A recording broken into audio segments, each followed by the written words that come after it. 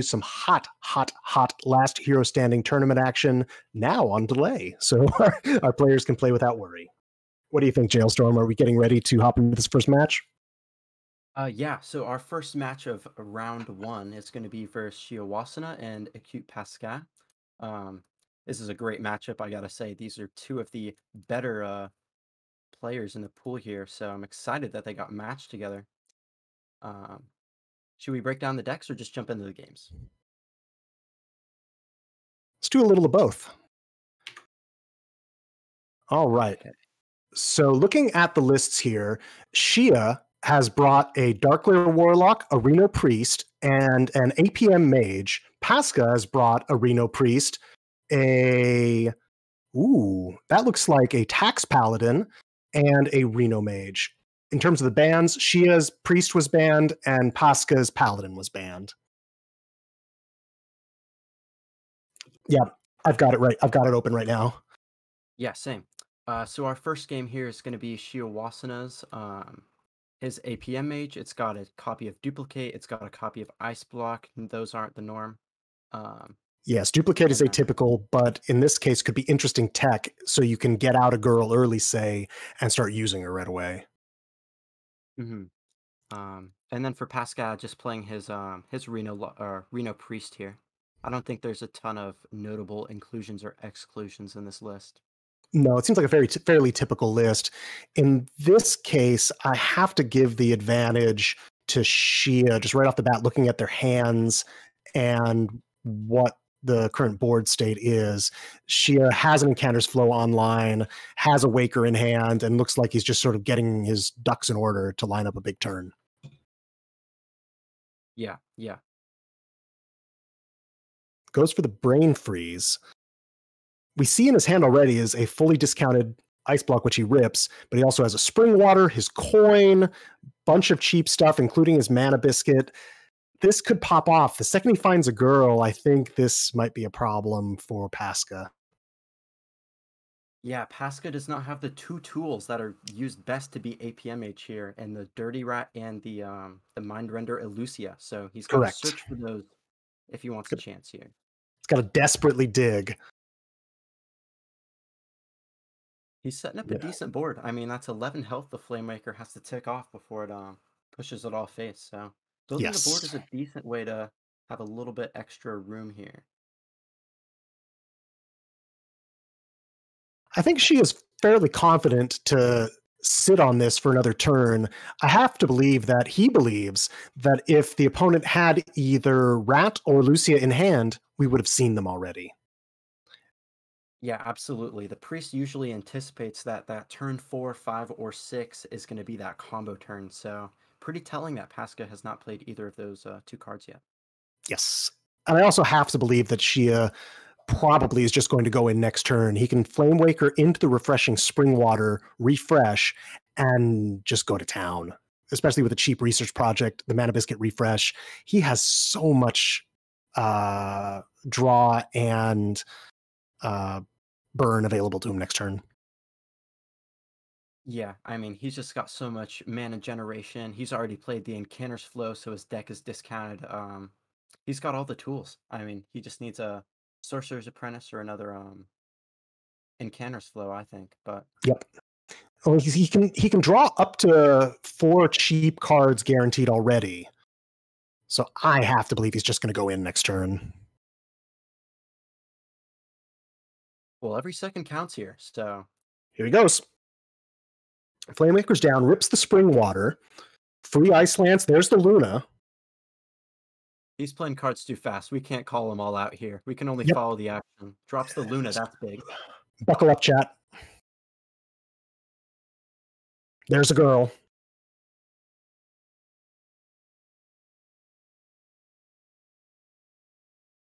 Yeah, the Sorcerer's Apprentice coming down. Research Project Luna already on board. This is the full combo turn. It's running out of mana, though. Not bad. With the Duplicate up, he's going to be able to get something back. Pasca hasn't found either a rat or an Lucia, however. So he's still at the mercy of his own deck and draws. So Pasca's got a couple of ways with dealing with this board, right? Yes, he has some removal. He's going to Potion of Madness. Is he going to go for the Spirit Lash, maybe? Yeah. Yeah, he's going to try to kill that off.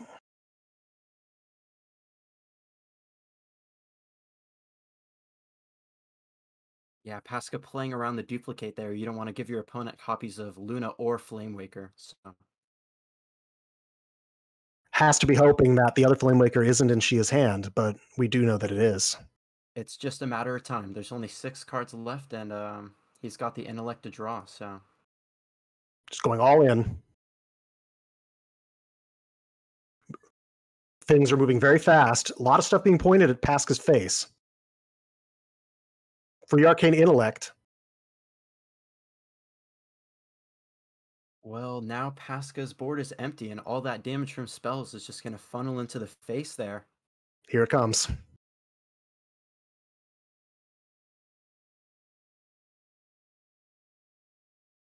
Free Glyph. This is over. Yeah, Glyph is... Oh, yeah, the second intellect, that'll take the game for sure. Yep. And she is going to take game 1 here in this last hero standing, and because of the rules of the format, remember, he's going to be playing this list again next game. Yes, and Pasca will either be on the Reno Priest again or his Luna's Pocket Galaxy Mage. What do you think he's going to opt for here? I mean, the Reno Priest still has those 2 cards which can disrupt the combo. I don't think Pocket Galaxy can get on board fast enough to deter a combo. I think actually Pasca has to go off of the Reno Priest. He can't queue it again. Is that right? Or how? You're right. Yeah. Yes, you're correct. Because of the format, he will not be allowed to use the Reno Priest any longer. So. Yes. So this actually isn't bad for him. Looking at this list, his Reno Priest, he's got some tools to deal with the APM shenanigans.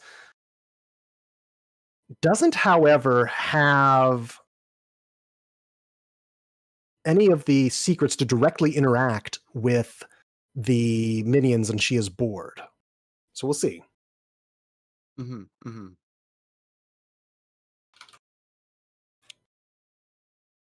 Shia keeps the Spring Water. Fairly good, consistent choice. Pasca on the other side, debating his mulligan. Yeah, my Hearthstone client bugged out after the last game, so I'll get in really quickly here. Do it. Oh my goodness, Shia has an absolutely disgusting hand. Is it just the Dream Opener, Flow into Flow? He has Flow, Water, a Biscuit, and an Ancient Mysteries, so it's not perfect, but it's pretty damn good. We're going to see him coin out the Incanter's Flow, looks like. Or not. No, he decides not to. Save the coin. Interesting.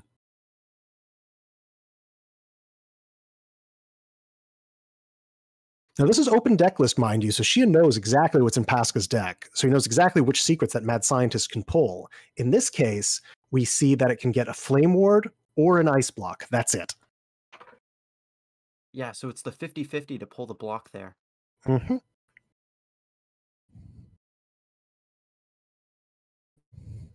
right, jumping back into Spectate here.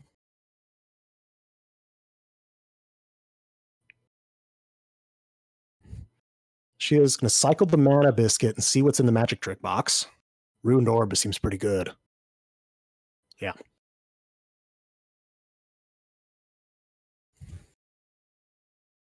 Pasca, meanwhile, has some choices here. He gets a Luna turn if he wants it, but he has to spend a Broom to do so, and he will.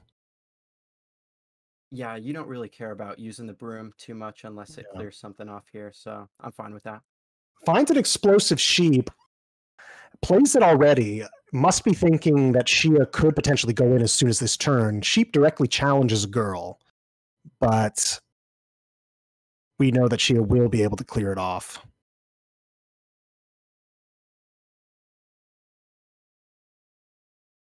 Yeah, Shia does not have a ton of development this turn outside of the Ancient Mysteries he just played. No. decided not to go with the spring water and instead just sort of search for other options. Iceland seems good. Yeah, that's exactly what he picks. Ooh, meanwhile, Pasca finds his rat off the top. I have to think he's going to rip it, but it finds nothing in Shia's hand. Yeah, I know Pasco was probably thinking, this might be the game here, just pulling something off the rat, but finds nothing in Chihuahua's hand, so. No, but we can also see that he can rebuy it if Shia doesn't kill it with the Potion of Illusion in his hand. Yeah, and with the Brand Bronzebeard coming down possibly another turn. Yeah. He could rip multiple things. I mean, 2 Sorcerer's Apprentices, Sorcerer Apprentice, and Luna. I mean, speak of the devil, there's the girl. However, I don't think he wants to go in with her yet. I imagine we'll just see the spring water here and reevaluate. Oh, I speak incorrectly. Off we go. well, he has that duplicate up, so he knows if the sorcerer dies, he'll get 2 more of them. My only Fair play. question is, how does he do hand space here, knowing that he'll get those 2 cards? He has to ping the Fire Blast, though, because if he pings the Sheep and it dies on his turn, he won't get the duplicate value.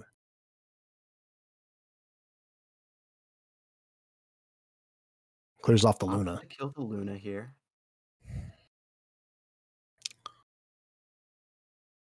Yeah, duplicate seems like it makes sense in this context, right?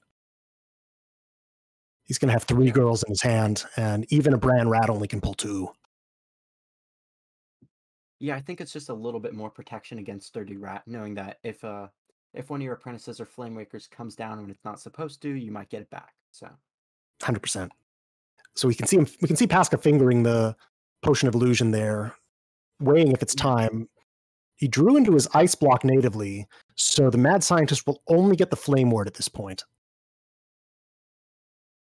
Yeah, it's a tough decision choosing between those 2 lines, the ice block and the Potion of Illusion here. Here comes the Potion of Illusion. Yeah, I like opting for the potion better, just because your opponent doesn't know what the secret is yet, so. He's going to kill her off, but he still has 2 more in hand. However, Shia's hand is a little awkward. He has a lot of freeze and burn, not a lot of draw. Yeah, where are these Flamewakers? Where is anything to cycle through his deck? Yeah, he's got 2 more research projects, another Spring Water, I think another Intellect. Yeah, he has copies of AI. He has 2 copies of AI left. Yeah. Well, he has time, he feels like. He's seen the rat. He's seen the Potion of Illusion. What else could Pasca send at him to disrupt? Loatheb. We haven't seen that yet. Shia also probably has to be concerned about his life total at this point. Starting at 9 mana, Pasca will have access to Alexstrasza the Lifebinder. Yeah, she is in a bit of an awkward spot here as the APM mage. Usually you don't even get to turn 7 most games. So, a little bit of a troubling position. There's Shia's Ancient Mysteries that will get the ice block online.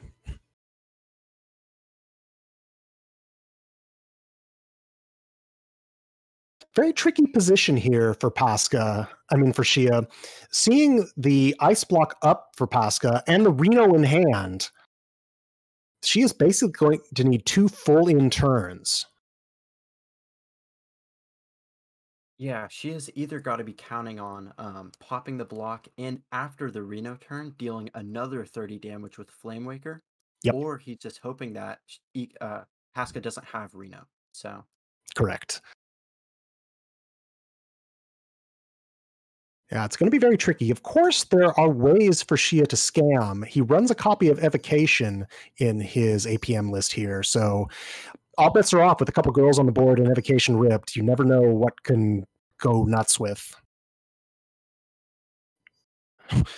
Promoter Protector finds Dr. Boom and Luna's Pocket Galaxy. I gotta say, that's the first time I've seen this card play this expansion. It's been a hot minute, hasn't it? Yeah. Meanwhile, she is still struggling. Not having what he needs. Yeah, no, he is stuck with an awkward hand. He just has to stall, stall, stall. Devolving Missiles gets burned. That's not super important right now, though.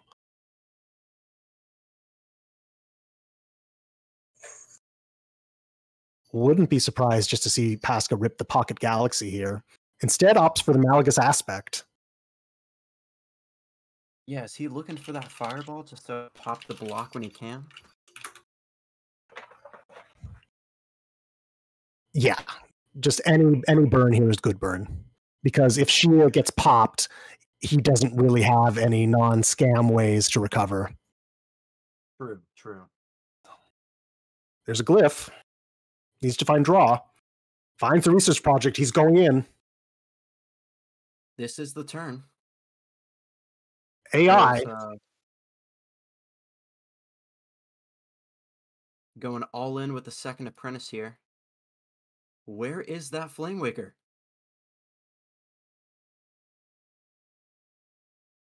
I think we're going to see the evocation this turn. Yeah, just opting for no Flame Waker play here. Yeah, Pretty I don't think he has the idea. mana to pop without evocations. The spells to pop without evocation. So he's just going to go all in on something big and hope it's enough. Because if he clears the board, looking at the opponent's hand, he does have the damage to pop. There's a 1-mana Kazakus potion in there that deals 3 plus the ping. Here it comes. Yeah, I see that too. Glacial Mysteries, that's not going to help. Yeah, Mysteries is a dead card here. I can't hover over much of this, so it looks like he's played out most of this stuff. Yeah, I think he ends the turn with the Glacial Mysteries, the Apprentice, 2 of the Apprentice, and a Mana Biscuit. Yeah. Oh, and the Loatheb just got burned from Pasca. Oh, I'm still watching Shia's animations. Oh, I clicked through him, so I might go a little bit faster, but... Oh, yeah, I should have clicked through him. You're right.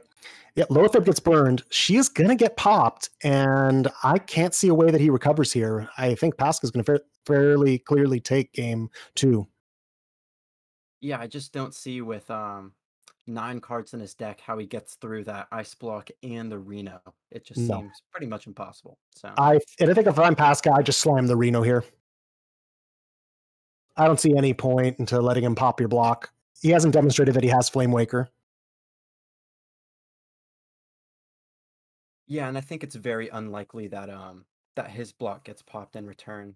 Correct. After that, so we can see that Chia's hand is just dead.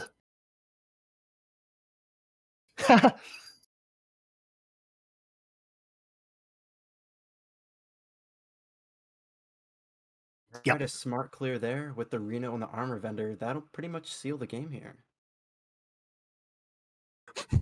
Fantastic.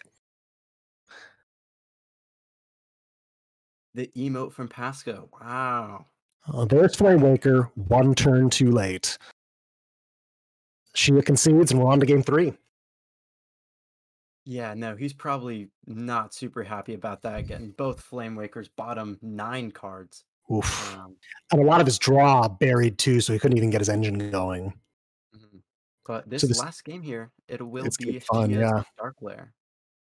Dark Lair into Reno Mage. Okay.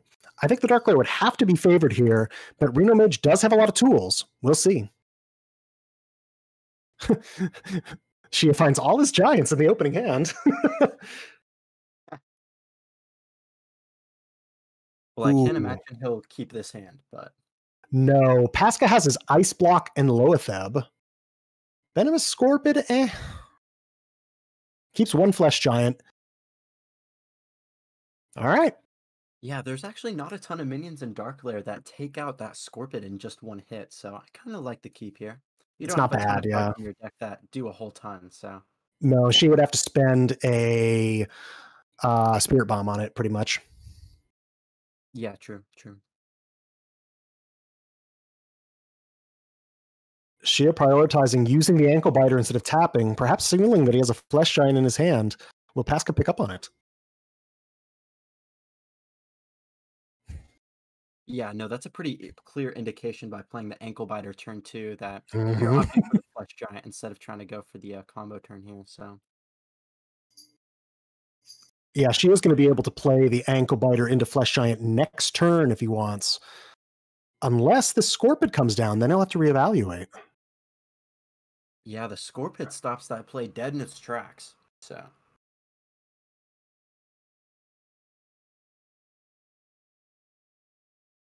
I was thinking maybe does the cheaty Ankle Biter do enough to get the discount, but it doesn't. It's one off, so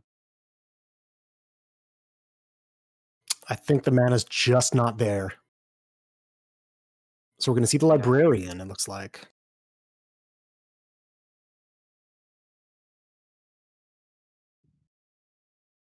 Ooh. Hang on now. That could change the calculus. Yeah, she will be able to clear the Scorpid, raise dead, and play the Flesh Giant. Yeah, no, that's just such a solid play with the cheaty Ankle Biter as well, keeping your health total high enough where you're not opting for the double Librarian play. Mm-hmm. Ooh, he actually goes for the Librarian here. Just further cycle, and there's the Giant. So I have to believe that we're going to see... What else is in his hand there? We could see the Zephyrus, or we could just Frostbolt it and wait. But Zephyrus into death seems pretty clean.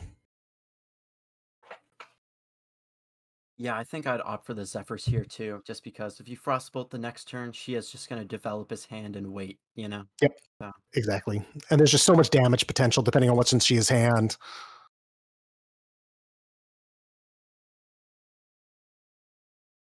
There's the backfire.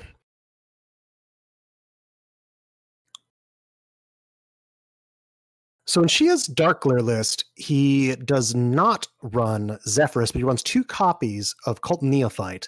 So he has less OTK burst potential, but he has perhaps more consistency. We shall see how it pays off for him. Yeah, I feel like Dark Glare is just one of those decks you can kind of sub out 4 cards and include 4 cards. There's probably about 26 or 25 core cards, I'd say. But I feel like Dark Glare just across the board has probably the highest like margin of skill when playing the deck. There's so many options and different lines you can go through. I'm always interested when I see a great player doing something new with the deck. So absolutely. If I'm in Shia's position here, I'm perhaps tempted to Spirit Bomb. No, instead, I didn't see that he had that in hand. Yeah. Ooh. Interesting. Doesn't play out the Molten Giant, but instead lines out a bunch of little guys. yeah, I'm trying to parse out what that decision comes from. He does have Loatheb in his deck, so he could be trying to set up for that big combo turn. Yeah. Yeah, he can do a big Loatheb turn next. Perhaps while even popping, he could probably pop Pasca here and Loatheb. And that would be basically...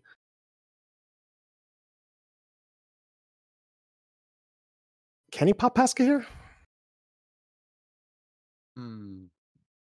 I don't think 3, he 4, can. 5. Be another 8, 9, 10. He's 2 off. Yeah, it was close, but opts for the Loatheb and the Giants play. Yeah, He's got no Zep, though. No, no Reno in hand either.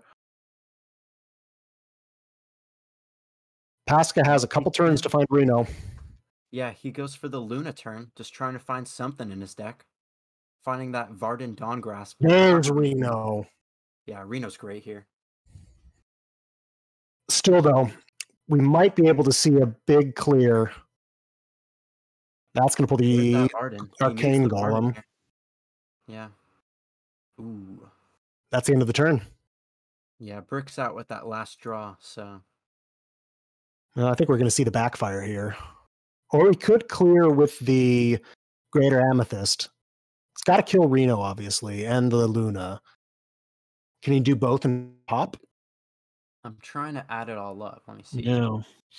Hasn't found Tamsin. He's got 32 damage with minions on board, if I'm counting correctly. Mm-hmm. Plus a Power Overwhelming in hand. Plus another Power Overwhelming. And a Spirit Bomb. There's a Spellstone. Yeah, I think if he double POs this turn, he pops the block and kills the Reno.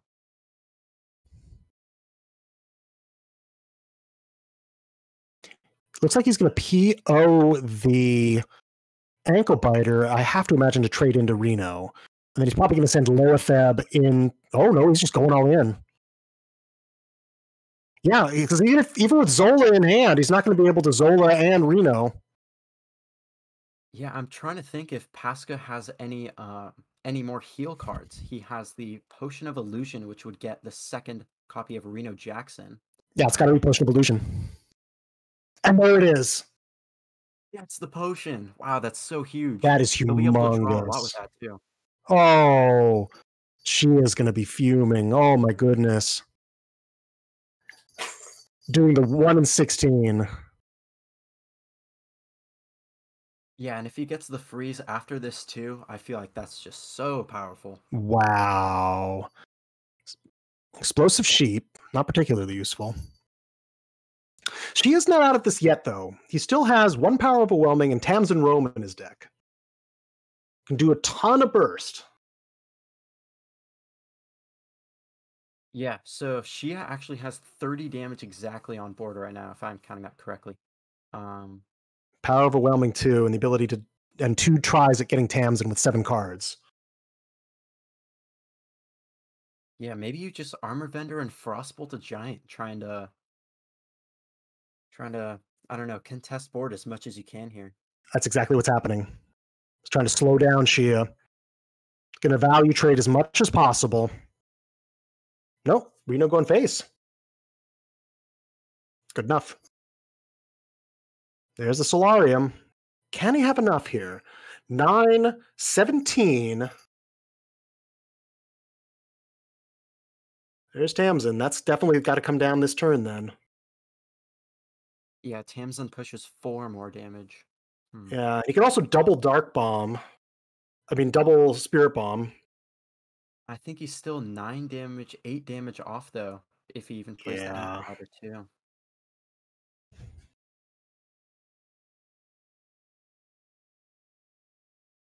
It's so tough to switch your game plan to fighting for board too, because you know all of Pasca's minions are 1 mana. So very tricky position for Shia. Might like to see the Drain Soul here just to get double value out of it and completely clear. I think that's got to be his play at this point. also, is that the first copy of Darkler that we've seen this game? Yes, Darkler has just been shy. Wow, yeah. Pretty unusual for 2 copies of Darkler to be bottom 4 cards. Varden off the top. Oh, wow. Pasca is piecing this together. Yeah, we knew that Varden was coming sometime, but this turn it's just so great. There's Loatheb. Alex draws it too. This sets up for lethal. Wow. Pasca's going to be the one pushing the aggressive damage now.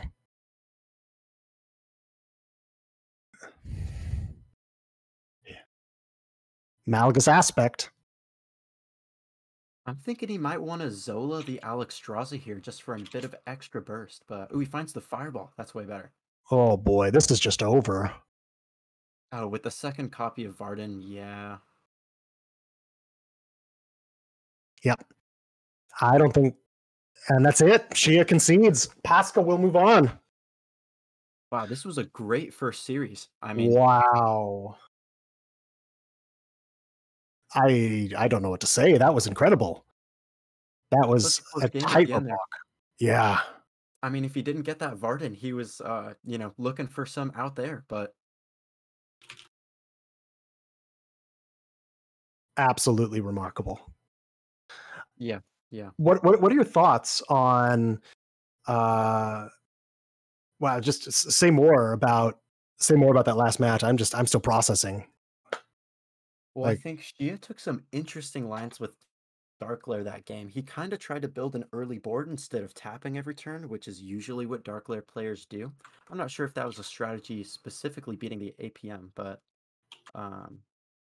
yeah, I don't know. I mean, it felt like he was almost there, but a couple of great draws by Pasca there in So the end to seal the close. game. Yeah, without that Potion of Illusion, without that Varden Dawn Grasp, Shia probably just gets there, and he has to push all in like he did, given the way it played out. But wow, wow, Yeah, I, yeah. you love to see it. That this is why you play the games. People just giving it their all and playing to their outs, and that's exactly what happened. And it was really, really nice to watch. Yeah, just the skill of both players in that game. I really feel like all of their plays were pretty correct there. So yeah, just a great match. Moving on to this second round of games here. If we could Yes, just do a little bit of a quick bracket update. Um, go for it. so Otters won his match against Matt Sunday. Justin Time won his match against Nice Jewish Owl. Goose won his match over Diamond. Rice Bowl won his match over Marty B, who got eliminated in the first round. Marty, Um, no. Tough, yeah, tough night for Marty. Mr. Python beat For Christ. Mad Villain beat G Kick. Of course, Pasca beat Shia. And MMW took it 2-0 over Itachi. Neat. I'd be very curious sort of to look back and see how these matches played out. Uh, but I mean, I don't want to say anything played to form because a lot of good players moved on, a lot of good players got eliminated. But that's always going to be the way Wild Hearthstone is. A lot of good players going up against each other, and in this case, on to round two. Hmm. I think for this match, we're going to be having the winner of Otters and Sunday, which is in this case is Otters, going against Just in Time, who won against Nice Jewish Owl. Perfect. All right, Let just me running see. through the deck list for both of these players pretty quickly. Otters has brought the Dark Glare Warlock. He has brought the Hand Buff Paladin, and he has brought a Dragon Rogue with the Necrium Apothecary to Oh, that's cheat a out some of those spicy big dragons. bring. Yeah, Looks Otters like and the his classic yes, dragon deck. I mean, he's played this so much in the last month at High Legend. It's worked out for him, so I'd love to see what it could do today. yes. I think people when the reversions were announced, especially for Necrium Apothecary, saw potential there. But in the early days of Forged in the Barrens, and even after the reversion before Forged, didn't seem like it was being realized. Otters is going to try to make that happen, come hell or high water, or in this case, big dragons. So I'm very eager to, and hope Justin doesn't ban it because I want to see it. Yeah. Cool. All Yeah, right, I've just got them running in my through friends Justin's list here. decks very quickly. Yes, sir. He's brought the Celestial Alignment Druid. He's got the Hand Buff Paladin and the Secret Mage instead of APM. So, Yes. A Secret Mage is a fairly strong choice into APM, and it's just generally a good deck. Now, yeah, those Celestial explosive Alignment, runes are just however. such a good counter. Sorry, Oh go yeah, ahead. no. We'll hold that right here for a second. Yeah, explosive runes. You're absolutely right. What's your experience with the Secret Mage on ladder right now? Well, Secret Mage, once you do get those explosive runes, the matches against APM Mage do feel pretty solid. I think the meta right now might be a little bit too quick for Secret Mage if it gets a bad start. Sometimes two drop into a secret just doesn't get you there some matches. But Right. it's still ranked pretty high in the tier list. So I think just this matchup against APM is just the king right now. I think so. I'll be eager to see where it goes if the expected nerfs happen to APM. But I think it's generally just a good all around deck, and it has been for a while. So I don't really think it'll go much of anywhere. Mm-hmm. Mm-hmm. Now, I really want to talk about Justin's Celestial Bring because it looks like a Celestial Alignment Malagus Druid. And that deck has some spice, but I think people were expecting more of Celestial Alignment decks coming into the Barrens than has actually materialized. It's been one of those cards that had a lot of hype around it, but we haven't seen as much of it on ladder as I think we all expected. What's been your experience with that, Jester? Um, well, we should talk about it quickly because they're getting into game here. Oh, perfect. Yeah, let's get into the games then. Yeah. Yeah. From my personal experience, just when I first started playing this expansion, Celestial Alignment into Giants and Lotha was my favorite deck. Um, but it's interesting to see how they've kind of transformed it into a Malagos OTK combo. Yes. I know a lot of players who've been experimenting with it. It's potentially quite powerful, and we're going to see it, Justin, with the Mali Celestial Alignment Druid against Otters' Darkglare Warlock. Yeah, so Justin first queuing that Celestial Alignment Druid, he's got to be pretty confident with that pick. I don't think it does very well against Darkglare just because the Giants and Lotheb combo kind of it closes the window for Justin here, but Oh, all right. well, either way, I respect it. I mean, we'll have a lot of fun seeing the deck in action. So Yes. Gets an interesting hand. He can ramp quickly into it. The problem therein is if Justin plays Celestial Alignment, it's going to make those Giants basically free. So, 6 of one, half a dozen of the other? Well, knowing that Otters did not have a turn one play here, it gives a little bit more room for Justin to possibly develop. He opts to not play the Biology Project, but I think it could have been a decent play. Just Bio into Overgrowth into Celestial. Yes. Looking at Otters' hand, it is slow, slow, slow. No one drops, no draw, except for the obvious hero power. Otters has to basically hope he can get to Lotheb and stitch it together. Yeah, I mean, using the one drops like Tour Guide, Kobold Librarian, Darkglare, I mean, that's really what you want to see in these early turns. Picking up another Giant does not help. Otters are just going to have to tap, but finds a Librarian, which he's going to immediately slam. Let me get my tracker up. That would actually help me a little bit here. All right, Justin winning this turn. Yeah. He could try and coin the Oaken summons, but Looks like he's going to coin the Oaken summons. Finds the Vargoth. Will he win the 50-50? No. Oh, hate to see it, a free coin. Otter's sanity is saved for today. Otters will get to clear Vargoth with the Spirit Bombs. Ooh, prioritize using double Spirit Bombs to put him in better Molten range next turn. Yeah, what Otters really wants to do is get all of his cards cheap enough where Justin can play that Celestial, and then Otters can just slam all the Giants and Lotheb. Because that's a pretty winning position. Here comes Darkglare. You see a backfire. Finds. Ooh. Otters here. That's just bad. I think we might just see the Molten Giant here, yeah.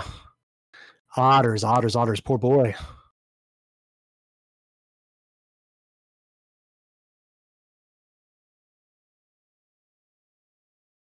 Yeah, Justin could play the Celestial here. If he does, the Flesh Giant will cost 0, and he could play and Otters could play Lotheb on the next turn. And that has to be a consideration for Justin here, knowing that Otters has had such a slow start. He has to be wondering, what is in his hand? How heavy is it? Will he rip the Celestial anyway? He does! This is just the problem with the matchup. I mean, this is what you want to do with Celestial Druid, but Darkglare has the answer. Yep, and it's just over. He had to hope that it wasn't there, and it was. Yeah, game 1 going to Otters and his Darkglare. So Otters will be back with that immediately. Justin, having lost with his Mali Druid, I don't see which deck he's banned. I don't see it either. Both banned the Paladin. Thank you, Lotus. So Justin will be on to his Secret Mage. And has to win 2 in a row with that. Yeah, he'll probably just keep queuing the Darkglare, right? Darkglare All versus Secret eyes Mage, shall be opened. Yes.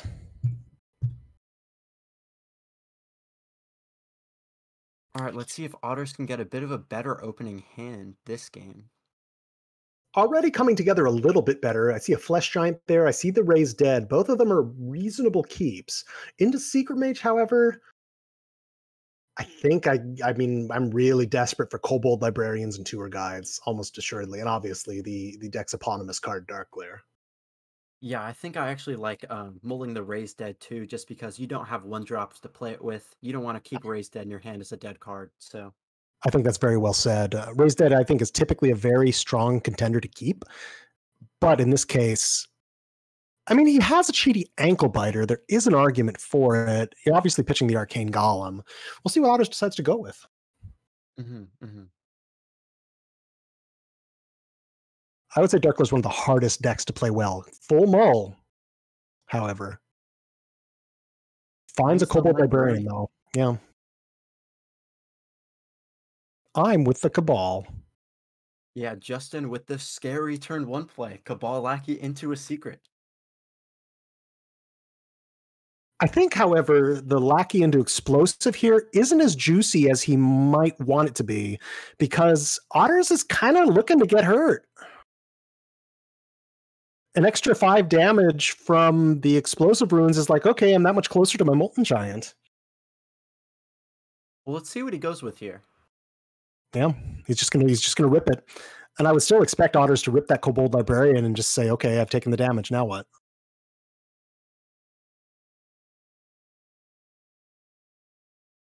Oh, finds the Darkglare. Yeah, what Otters needs right now is the broom to clear the Valet and the Kobold, or not the Kobold, the Cabal Lackey. You just play the Valet here, right? Looking It's a at 2/3 Justin's and list, I kind of want to rip the mysteries and look for either the other explosive or a counter spell. well, Netherwind Portal's one of the better secrets you could rip here. Yeah, 4 drops, nothing to sneeze at. He's just going to go ahead and play it, ship the damage. Finds the backfire. I think he might just coin into this. What is the There's 4 another drop? wind. 2/6, decent defensively, not great otherwise. Oh, I think this is great. I mean, he can ping it and it'll become a 5/5. Oh, that's right. It has the enrage mechanic for the Bloodhoof Brave. Very Yeah, so he interesting. could push 7 damage this turn if he wished. He probably might just offer another secret. Yeah, I think because we don't have quite the finishing blow yet for Justin, we want to let the Darkglare hover in this range because we don't have really the great ability to deal with a Molten if it were to come down. So I think we want to just play sort of passively. I wouldn't be surprised, frankly, to see Justin play the counterspell and just sit, not attack at all. Oh, you mean keep him at 18 health too? Yes. It's a very tricky position. If I had more gas in it, I might be willing to push in, saying like I can set up a 2-turn lethal or something like that. In this case, the Cloud Prince is still 2 turns away. Yeah, if Justin pushes with either of these 2 minions, and he does, the Molten Giant will be able to be played next turn with the broom. So Decides just to go for it, daring Otters to have it. and that counter spell is gonna block the Spirit Bomb. That ruins the play a little bit. Yes. Maybe he even holds the Spirit Bomb and plays it last. I don't know. So we're going to see a tap here, and we could just see the Molten Giant in a broom. That seems like what's happening.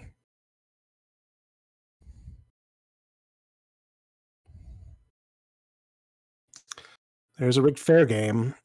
The tricky thing, no, this is not what he needs. Is basically only play is to do a Medivh's Valet and ping something, so he could Valet off the Darkglare, ping down the Librarian.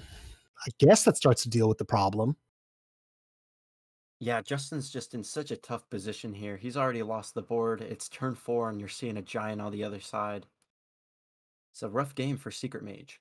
Yes. If he had a Fireball right here, he could set up a 2-turn lethal, knowing that Otters couldn't just rip a Spellstone next turn. Unfortunately, he doesn't have the ability to do that. But he could ping face and set it up similarly. Oh. Yeah, I think he understands at this point your opponent's just going to keep throwing giants on the board, so you can't fight for board anymore. You just got to push it all face. Let's see if Otters plays around this. Tests for the ward, which isn't in Justin's deck, so well.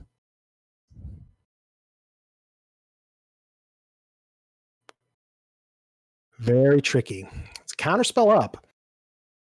In the best of scenarios, Otters would want to rip the Greater Amethyst Spellstone, but he can't because he would just die. Well, he wouldn't. It would trigger the secret, and then he can't play the Cloud Prince and use its effect, right?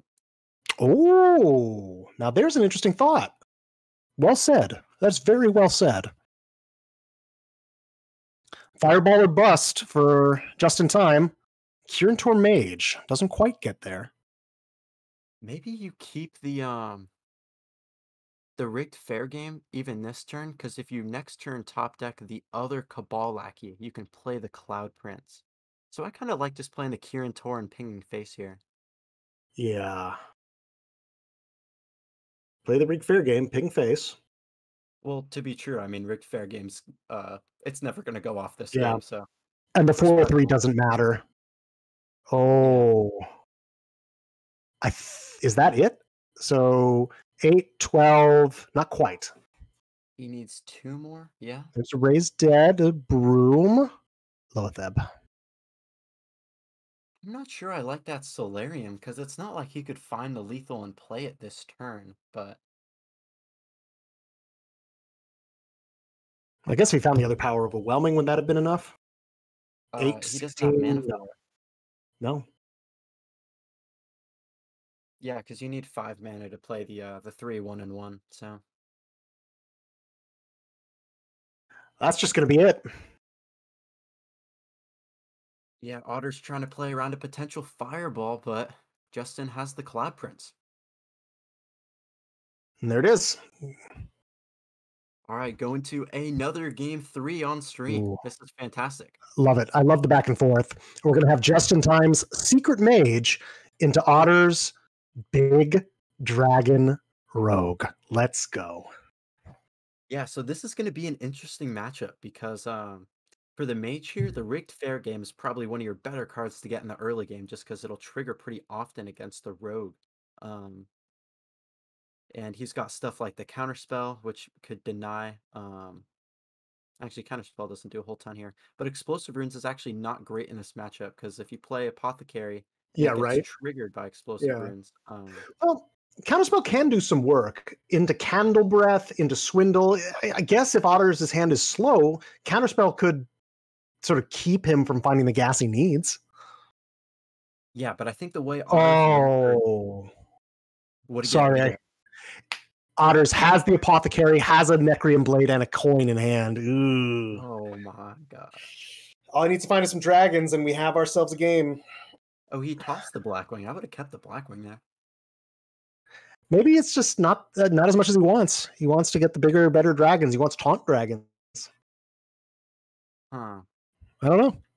We shall find out. Also, I got a question here. So if he draws the Deathwing Dragon Lord, does that mean the apothecary combo is offline? Looking at his list here, I think so, right? That would be correct, yeah. If he draws the Dragon Lord, there is no other Death Rattle in his deck, except for, I guess, the other Necroim Apothecary.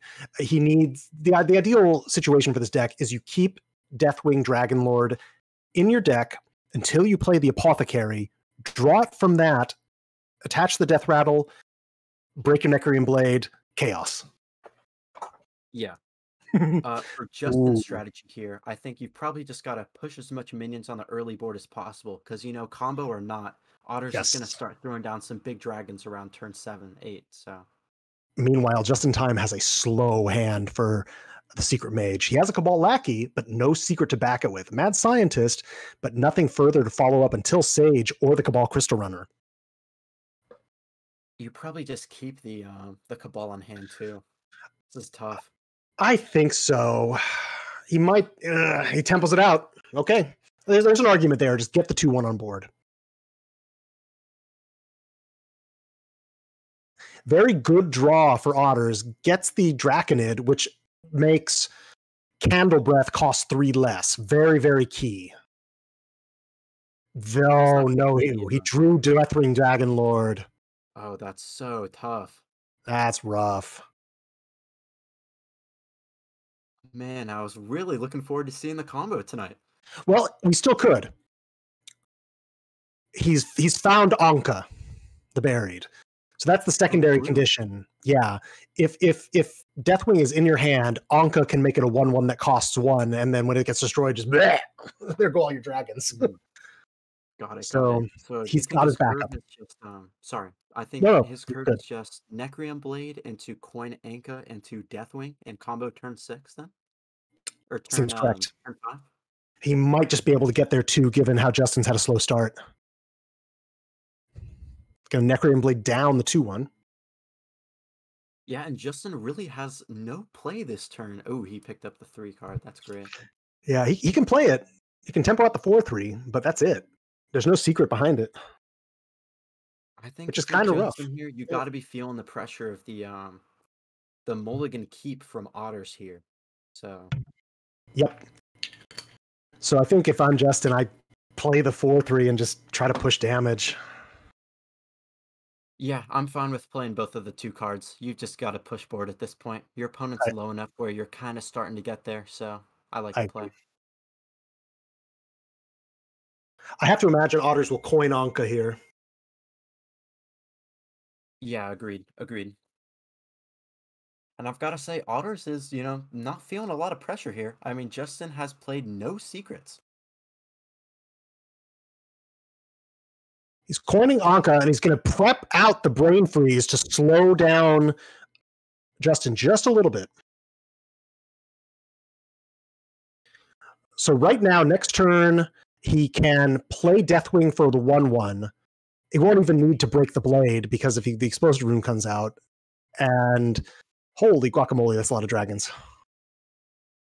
Yeah, I mean, Justin obviously has no way to deal with the big dragons when they come down, so he's either got to find the burn on that turn, or that's it.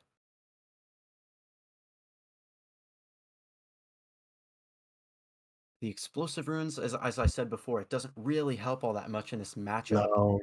Especially knowing that Anka's come down and the 1-mana Deathwing is coming the following turn. This is a really tricky spot for Justin, because he knows that something's coming. It's open deckless. He knows exactly what's going to happen next turn. The Explosive Runes will deal 5 damage to Otters' face. Maybe he's thinking he can pick up another secret, cheat it out next turn, and race him? Ooh, this is going to be really tough. Though. I think you keep your whole hand and just ping face. Here we go.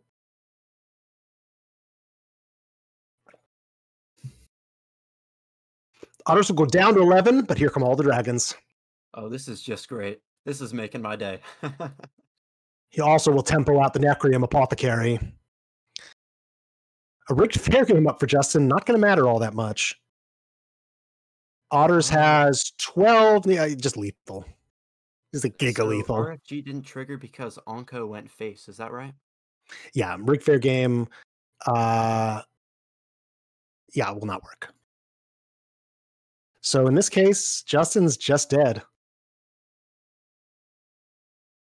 And that'll be it. And there's the concede. Wow, great game by Otters there. I think drawing the Deathwing was a pretty tough turn of events, but he swung it around with the Anka there. I faced Otters on this deck, and I faced others playing it. And while I wouldn't call it a top-tier deck by any means, I think it is certainly a sleeper high-roll deck. And if you sort of know how to navigate it, it can deliver results. And I think we've seen just how it can play out today. And we didn't get the main condition either. The Necrium Apothecary was not active, but with Anka and the ability to get out our Deathwing, man, that was a lot of dragons. Yeah. Tough beat for Justin. Good deck, great player. Hard to beat a high roll like that, even on a good deck like Secret Mage, especially when you have such a slow start. Yeah, no, the Secret Mage draw there was just a little too tough. He didn't get the ball rolling fast enough and couldn't close it out. Yes. Should we do a bit of a bracket recap? Yes, let's look at it right now. Otters and Justin. So I'm sorry, Lotus. Hello. Just to say that the next match is Mr. Python. It's not clear who he's playing against yet. Okay, so he gets the winner of is he get the winner of Pasca and MMW or Yep. the Rice Bowl Goose? I think Pasca MMW. Yeah. Perfect. I think let's follow up Mr. Python and we'll get him against either Pasca or MMW. You sure you don't want to keep watching Otters and that Dragon Rogue? Oh, I mean, tempt me with a good time. Why don't you? I would I would very much like to see Mr. Python, but I would also defer to what's your flavor, Jailstorm? Well, I'm trying to look at both of these, the two players that have advanced to the next round and their decks. It looks like Mr. Python has brought a Big Priest, a Hand Buff Paladin, and a Secret Mage. And I'm looking at Rice Bowl's list here. It seems Rice decent. Bowl We has, haven't seen Hand Buff yet. yeah, no, Hand Buff has been banned, all the games that we've seen. So, Yes. uh, Rice Hand Buff's Bowl just has good. the Yeah. yeah, Rice Bowl has the Hand Buff Paladin. He's got the Dark Lair and the Secret Mage instead of APM. So I don't know. What do you want to pick here? I think Oh, okay, got it. yeah, let's do that then. Do you two want to crash on Pasca to see how his match is going right now, since it's the only one in round 2 still happening? Sure, it seems good. Yeah. Let me find Pasca here on my friends list.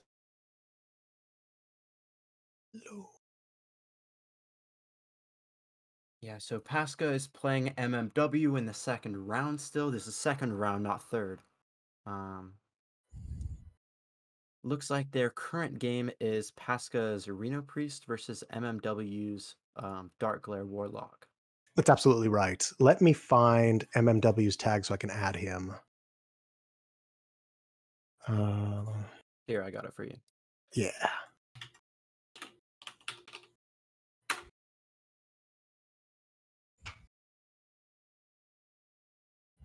Well, looks like Pasca's already survived the initial rush here and has Anduin in hand, so that's pretty choice. Yeah, the 0 mana Wave of Apathy too. Pasca's Looking in a tricky. decent position here. We've seen Darkglare Warlock scam a win early or late in the game with the charge and power overwhelming combo. So Yes. still some room here. Comes a Flesh Giant from MMW. We will just refresh this stream really quickly because Hearthstone is not letting me spec both sides yet. Oh, totally understand. Yeah. All right, we'll try to call it out as much as possible then. So MMW, it's his turn 6. It is Pasca's, or it's still MMW's turn 6. He's got a Flesh Giant on board, the Tour Guide, the Crystallizer, and the Kobold Librarian. And it looks like he's going to drop the... Oh, I've got an update here from Pasca. This is game 2. And Sweet, thank you, Pasca has Pasca. lost with Mage. Okay, so 0-1 in favor of MMW. Yeah. Sweet.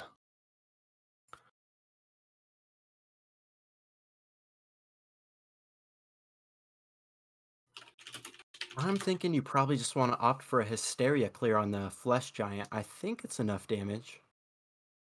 Looks pretty clean. If he trades with this Cleric and tries to draw first, I don't believe it's a full clear, so...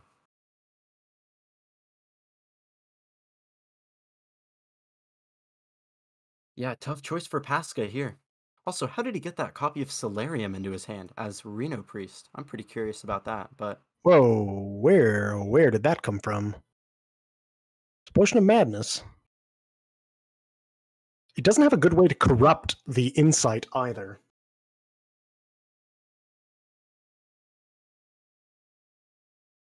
Well, now that he's traded, I feel like, Like, legit, how did he get that Solarium? I'm trying to think. I've got no clue, honestly. I'm trying to look at his deck and what could generate it, and I'm really lost. It had to have been... Let me look at Pasca's deck. I think I figured it out. Hold on. Pasca MMW. Let me look at his deck list here. Is it palm reading into, Yeah. Exactly. Some thought steal or something. Yeah. Exactly. It would have to be palm reading into like some steal effect that gets a spell or card from the opponent, and it ended up with Solarium. Oh dear. Well, it's definitely funny to see that in the Reno Priest's hand. I'd I be mean, interested to see how he could combo with it. the Solarium's one of my favorite cards. I have it in gold. I use it in a lot of fun decks. I don't know if it's the best in Reno Priest. Well, I mean, Solarium into Mass Hysteria or Psychic Scream, that could get you there. True, or Raza, I suppose.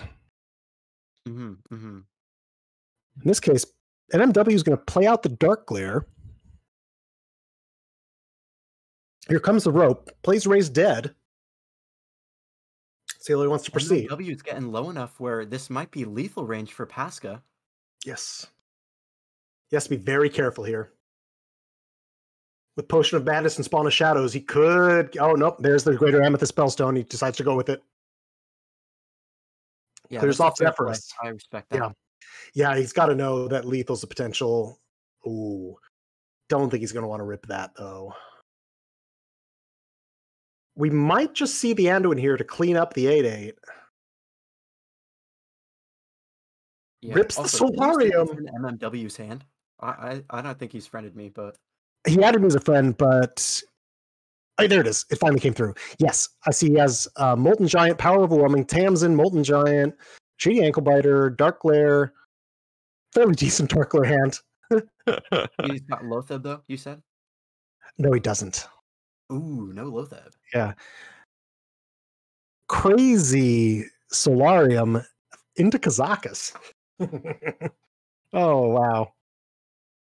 Yeah, this is a fun play here with Solarium. Kind of tricky situation now, though, because how is he going to clear the Dark Glare? Well, I'm kind of surprised he didn't Shadow Visions to try to get a Shadow Word Death, but yeah. The Kazakus potion. Gonna Shadow Visions.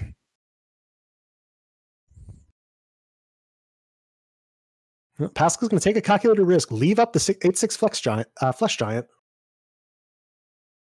trying to think. Could MMW let me see combine a sequence of cards for lethal this turn? Let's see. 8,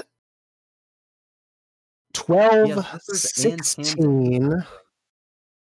So if he 8, 12, 16, 20, 24, he's 2 off. I think if he just Tamsin and POs into Zeph, he would have it. But yes.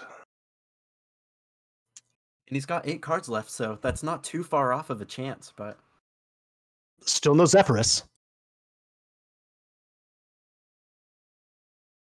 Yes, MMW's list, unlike the prior Dark Glares we've seen, runs Zephyrus the Great for that OTK potential with Power Overwhelming and one of the big giants, just making a massive board. Oh, he's just going to go for it. Yeah, and interestingly enough, he actually has no charge to combo it with. So I actually respect this play quite a bit, trying to push as much damage as you can. I think this puts Pasca down to 2.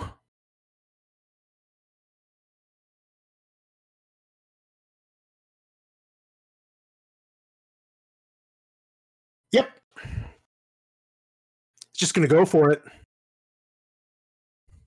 We see the Reno Jackson in Pasca's hand. That's a lot of Power Overwhelmings. Yeah, I think Hysteria into Reno's a clear here. Wow. Hysteria into Reno is really clean. Yeah, kill the Tamsin with Kazakus, Hysteria, Reno. I want to say that's not a wrap, but it definitely closes the window for Dark Glare quite a bit here.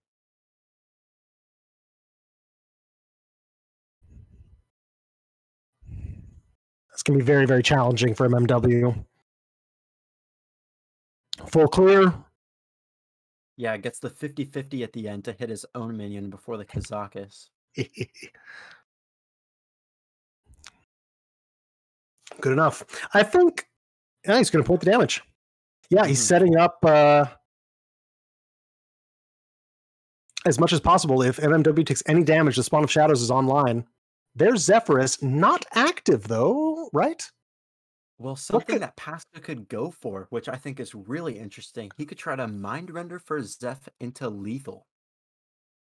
Hell yeah. I have to believe they're double backfire in his deck. What's double in his deck? Double spirit. Now Zephyrus is active. Okay. It was double spirit bomb. This is rough. I don't really see a good way for MMW to get out of this, because even if he sticks the giant, Shadow Reaper Anduin just cleans it up. Yeah, he's only got one giant, no more copies of Raised Dead, so that's the last gas he has in his whole deck. And plus, with Reno just there, he has to spend the broom to clear off Reno, or he's just dead. Do you think MMW is going to play the Zeph this turn to try and play around the Elusia? Because Pasca probably knows that there's only 2 cards left in the deck. There's a good chance that Zeph is in hand. Oh, by the power of Grayskull. He's a 1. Oh, we're going to see the broom. Okay. Puts him gently out of range of a spawn lethal. We're just going to see the Anduin here. Anduin ping down the 2-1, ping down face, doesn't matter. This is over, unfortunately. Pascal will take this game. Just a question of how and when exactly. Yeah, agreed.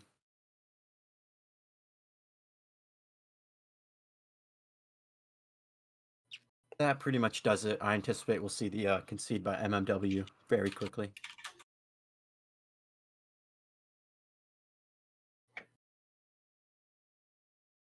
Well, Yeah, I've spotted lethal. Oh. Sorry, go ahead.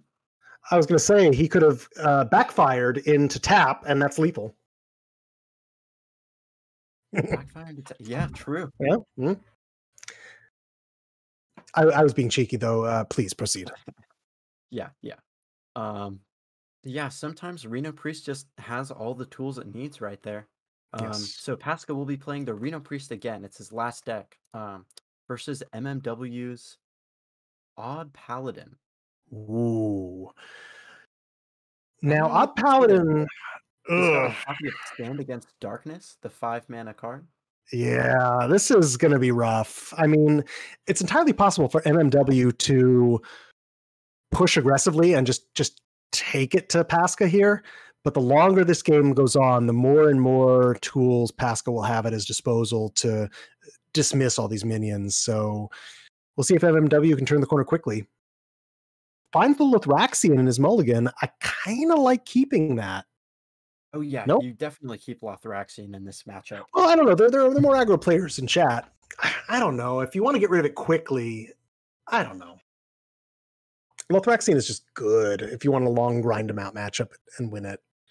Yeah, from my experience, Reno Priest tends to clear your board by turn 5 anyways, so dropping the 5/5 is pretty solid development. Did he have another 1-drop besides Tour Guide there? I'm curious. No, I don't believe so. Okay. Because usually I like to keep the Tour Guide to play on the turn with Lothraxian. Here comes the Novice Engineer. Finds Raza. His importance in this matchup isn't as strong, but it's still just good. Free healing every turn. Yeah, no, the magic card for Reno Priest in this matchup is Lore Keeper Polkelt. If he gets Polkelt online, I think it's pretty much 90-10 for the Reno Priest. Yes, getting to your Scream, getting to Reno. Looking at Pasca's list here, he does not run... He does. Okay, he does, of course, run Talon Forging, which does tutor Reno, but he doesn't have it in hand, so he's got to find a way to bridge this together. Doesn't have a lot of good removal either for the lower to the ground minions he's seeing across the board. Yeah, usually you want to see, Spirit Lash, Mass Hysteria, Psychic Scream, even a Potion of Madness to try and clear some of these 1/1s off, but... Anything, yeah. Does not have the best response. No, so MMW is going to get to spread wide going into a Warhorse Trainer turn. And that's not going to do it.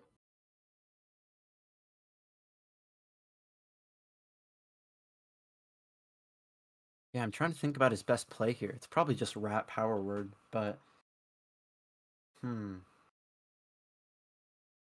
Well, I think they're basically 2 lines. Yeah, you could either Rat Power Word or just Power Word and reevaluate. Like, put extra health onto the Tour Guide or something like that, but you probably just Rat. Mm-hmm. Finds the Righteous Protector. The better of the things to be pulled for Pasca. Correct. And there's a great draw for him, Shadow Visions. Yeah, Shadow Visions can just get either clear that turn or the next turn. Setting up pretty well. Well, that's going to get cleared here, but it's going to take a tremendous amount of resources. If he wants to clear it, it takes 3 of those Silver Hand recruits.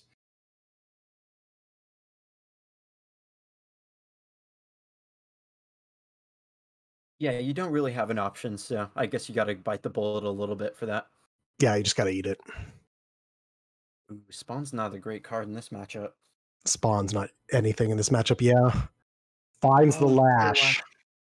So looking at MMW's Odd Paladin list here, he runs 2 copies of Oh My Yogg, and that's it. He doesn't run the secret that buffs health. The name's eluding me right now. Thank you very much. Of course. Yeah, his only secret is Oh My Yogg, so he knows if he can play around it, he can guarantee, given the vagaries of Oh My Yogg, that Spirit Lash to go off. Mm-hmm.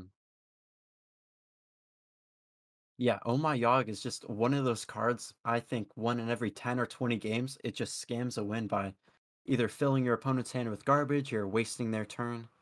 Well, there's a pen flinger. Pretty good 2-of. This is a very tricky spot for Pasca. His hand is not particularly reactive to the pressure he's facing here. And we see 2 copies of Blessing of Authority in MMW's hand. Pasca can deal with one of those with the Shadow Word Death. Maybe not a second, though. Yeah, this is just such a tough turn for the Reno Priest. You don't have any of the removal you want, but your deck is full of it. So. Opts to go with Raza, developing the 5/5, healing 2 face. Think we're going to see one of the Blessings of Authority here. Probably just on the Righteous Protector. Slam it into the Raza. Just to keep things clean. And push 5/9 damage. Yeah, you definitely just don't want to put it on the Warhorse Trainer. Right? Because then the punish is even greater. Yeah. No, from experience, definitely you don't do that. But yeah, here comes the Blessing.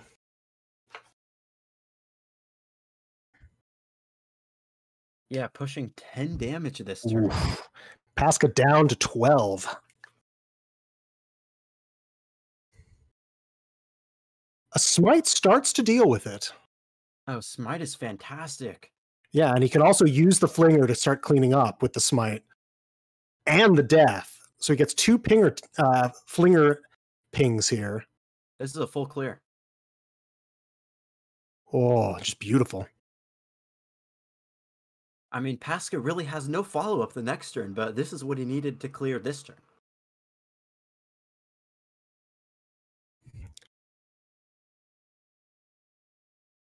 Sacrifice the Penflinger to guarantee the full clear, and I think that's the right choice. Mm-hmm, mm-hmm. If he wants to, he can broom into Blessing of Authority and clear out the... Oh my god. Well, you're definitely not playing Loth this turn, right? No. I kind of like just broom into the Blessing of Authority. Pasca's gasped on resources. Yeah, he's going for it.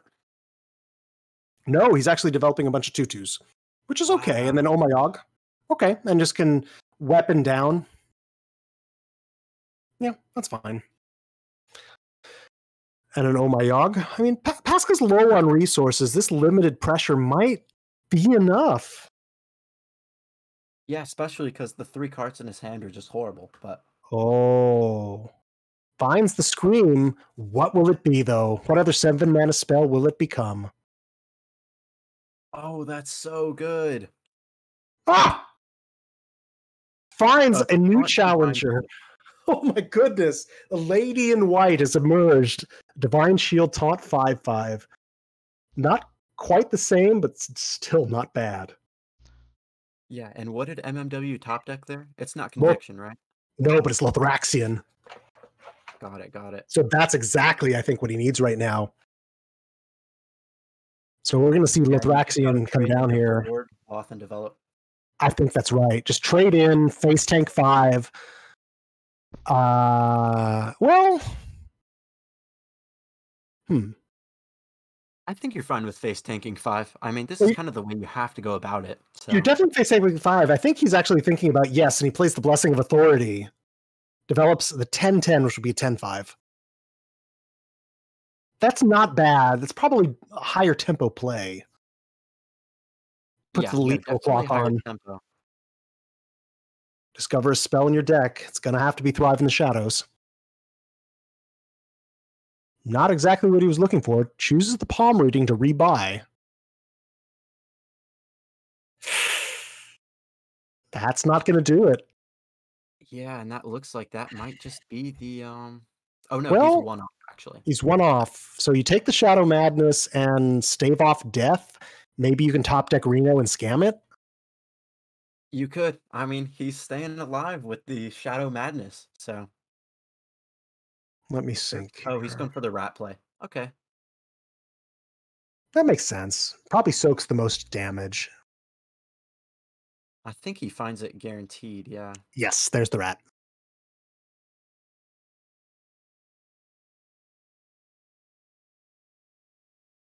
Conviction, though, probably That's the spells room the of end. here. Here it comes. Yep, and that will take the game. That'll be it. MMW with the odd paladin, defying the matchup win rates. Woo! Finds just enough gas to get past Pasca's Reno Priest and move on to the next round. Yeah, the top deck conviction just gets you there. So Whew, okay, that was juicy. another great game 3 for our stream here. Yes, sir. Now we have to think, where do we want to move on to in round 3 of our bracket? The other match has already started, so we're just doing MMW versus Python, I believe. Perfect. Works for me. Yeah, so next match for our round 3 match, it'll be Mr. Python versus last round's winner MMW. Excellent. So yeah, looking at Mr. Python's lists here, I have, like we said, the Big Priest, we have a hand buff Paladin, and we have a Secret Mage. Should be fun. We haven't seen a lot of hand buff yet on stream, and we haven't seen any Big Priests, so get them. Yeah, I'm trying to look through Python's last matches and figure out what deck of his was banned previously. I would have to bet it's mostly the hand buff, unless someone brought something that would be disadvantageous into Big Priest, right? In round 2, his Big Priest was banned, and Yeah. in round 1, it doesn't say. Okay. Well, we'll have to see what MMW chooses to go with here. In the Yeah. meanwhile, what impressions did you have from that last little bit there, Jailstorm? Well, I gotta say, MMW is kind of a new player for this participant pool here, but the last game, I mean, he made all the right decisions in all the right times. It's a very tough matchup against the Reno Priest, but he pulled it out, so that's either got to be experience or just intuition. Either way, it's a win-win. Yes, especially key that he was able to very nicely time his Omayog into the key Psychic Scream turn.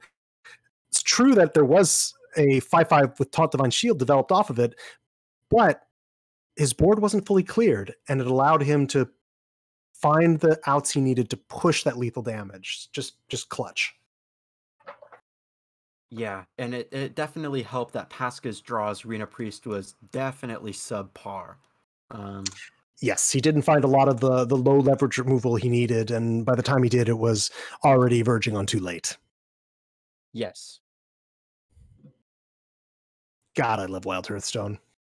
This has been a great day of matches. I mean, we've seen some awesome games here. I think so, and I think this is fairly typical of the quality of matches you guys will see here on THL.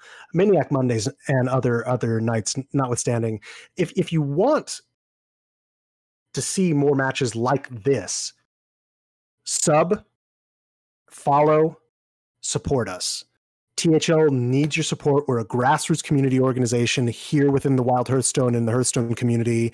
We got some of the top level play outside of official channels that you'll see. We would absolutely love to have you as a part of it.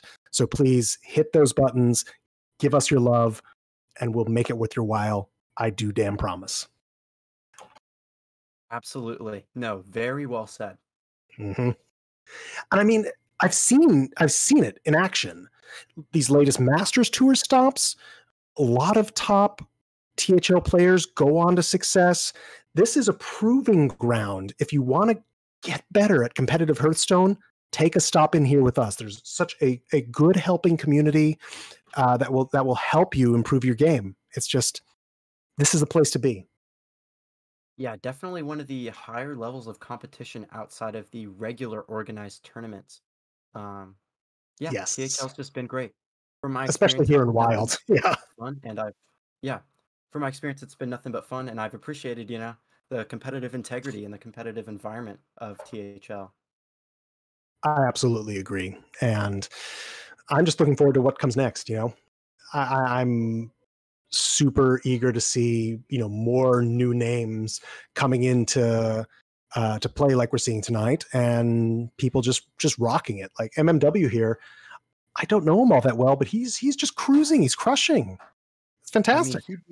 he beat Itachi and Pasca, and he 2-0'd Itachi. Mm-hmm. Tachi's no slouch, and Mr. Python's an old hand and a strong player, and we're going to have to see if MMW's up to the challenge again, but I wouldn't put it past him, given what we've seen. Yeah, but his opponent, Mr. Python, is just as scary in bracket. The last 2 rounds for Mr. Python were 2-0s. So, The bans are in as Mr. Python's Paladin has been banned and MMW's Mage has been banned. Okay. ooh, so we might see some Big Priest tonight. Ooh. Now, what are your thoughts on Big Priest, Jailstorm? I know that it's a bit of a popular meme to trash on it, but tell me more. What do you think? I personally enjoyed the deck quite a bit. I know people Oh, hate running into it on ladder just because the turn 5 or turn 6 Shadow Essence basically it takes your soul away and it makes you not want to play the game anymore. But yes. as far as a competitive deck goes, I feel like it's in a decent position. It's in a high position of tier 2. It has some tough matchups against some of the spreads, but against stuff like hand buff, against stuff like some of the Reno decks, it's just so much value so quickly, and it overwhelms some decks. So Yes, and I think it's obviously seen a massive spike in power with the printing of Blood of Cahoon. Before, obviously, a dilution of the resurrection pool was a tremendous kneecap for any big priest. But now with Blood of Cahoon and the ability to just spam minions out of your deck, that has become less of a punish. And as a result, Big Priest is here, and it might be here to stay. yeah, the other card that definitely boosts the combo power of the deck is the palm reading. Just being able to get that combo 1 turn quicker, it makes so much more difference.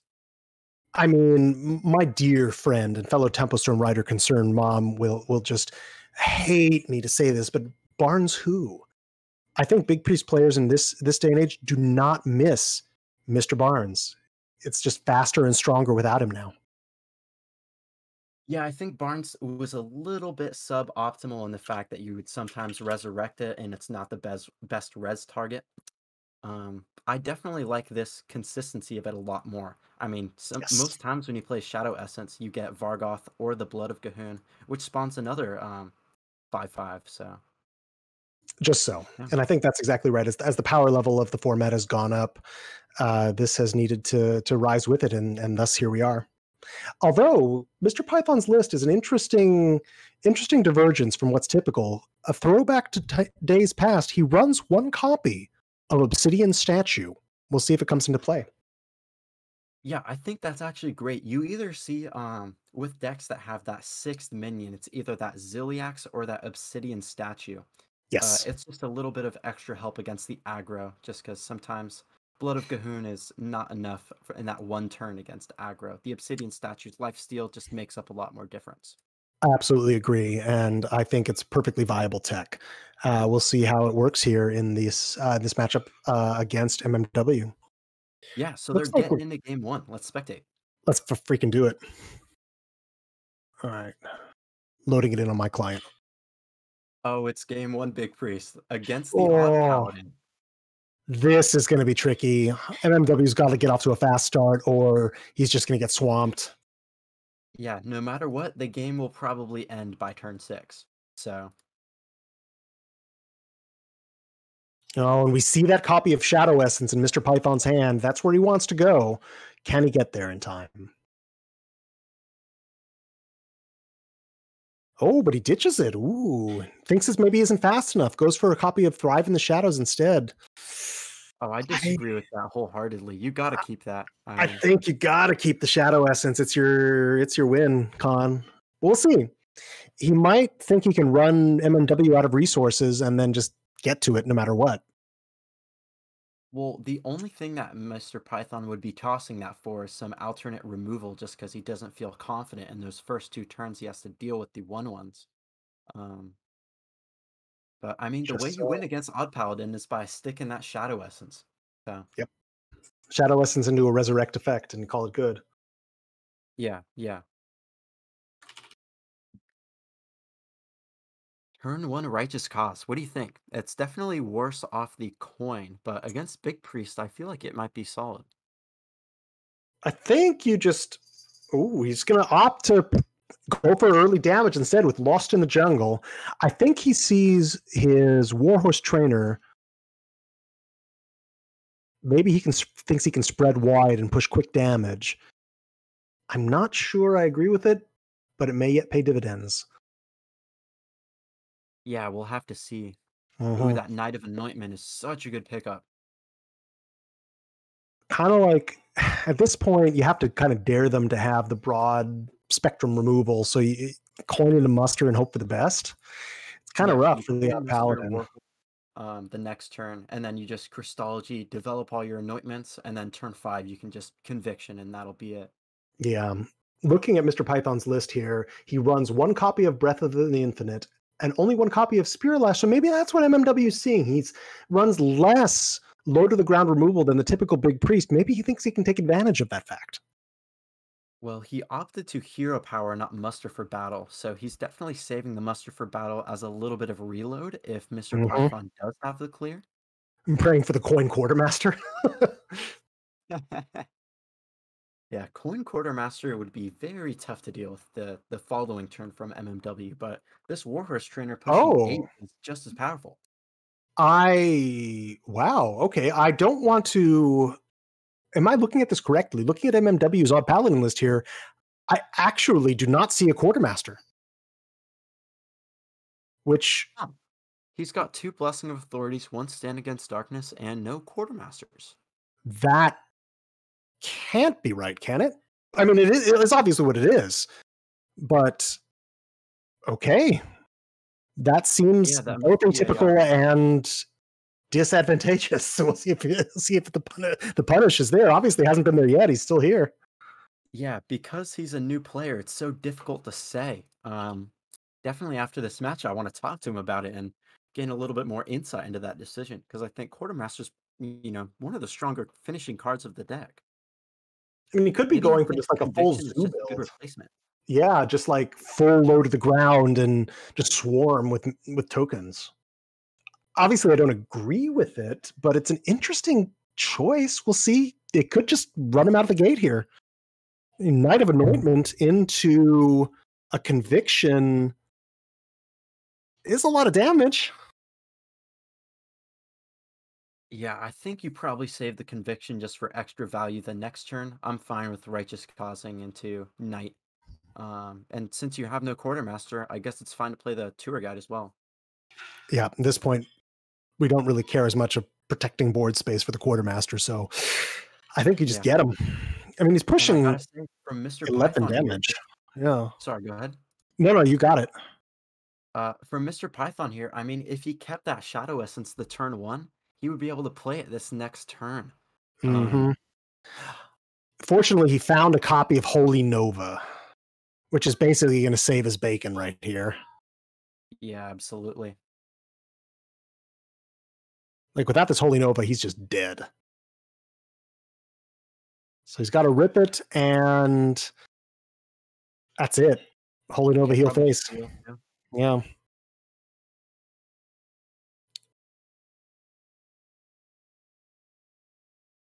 Okay. No, the tough part for Python here is MMW knows he top decked that, and that was the answer.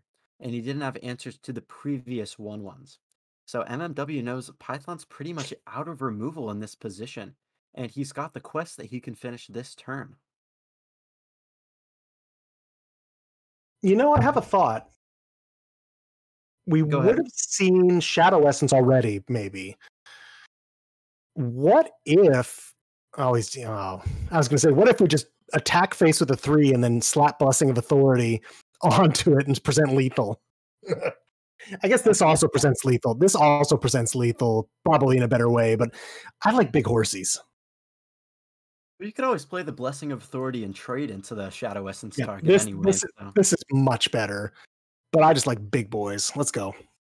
Yeah, no, getting a buffed Warhorse trainer, those always look solid. This is really rough, though. I don't know how Mr. Python's going to get out of this. Does he have another Holy Nova? Wait a No, I second. think I How did he get the first Holy Nova? discovered off of a palm reading. Oh, I see, I see. I don't see a good way for him to get out of this. Yeah, and I think a player's reconnecting. Are you guys getting that too? Oh, it just resolved. Yes, and it's been resolved. Okay. I don't see a good way for him to get out of this at 6 mana. If it were 7, he could find the Mass Hysteria and maybe, yeah. At this rate, he has to just pick Hysteria and hope that he clears enough. Yeah, But at you could that probably pick the point, Righteous Protector as a target too.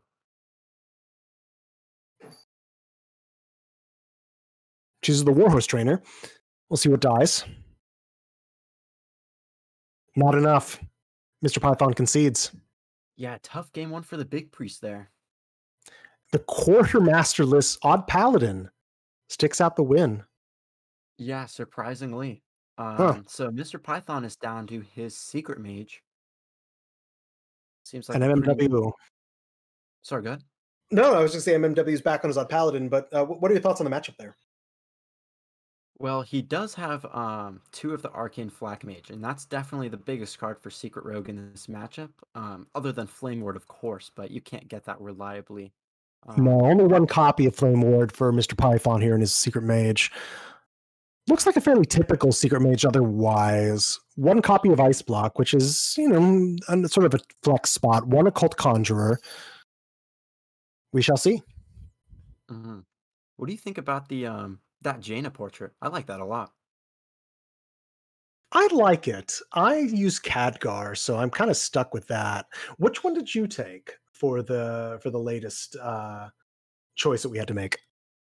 Well, I love Odd Paladin, so I took the Paladin. I actually took the Priest. I'm Mr. Warlock. I play nothing but Warlock, but I only use Nemsy Necrofizzle. So I'm just sort of filling out everything around her. Yeah, that's a great portrait. Oh, she's awful, and I love her. I do think the Priest is probably the most popular of those portraits, though. He's pretty good. Well, MMW has the ability to get a fairly fast start here.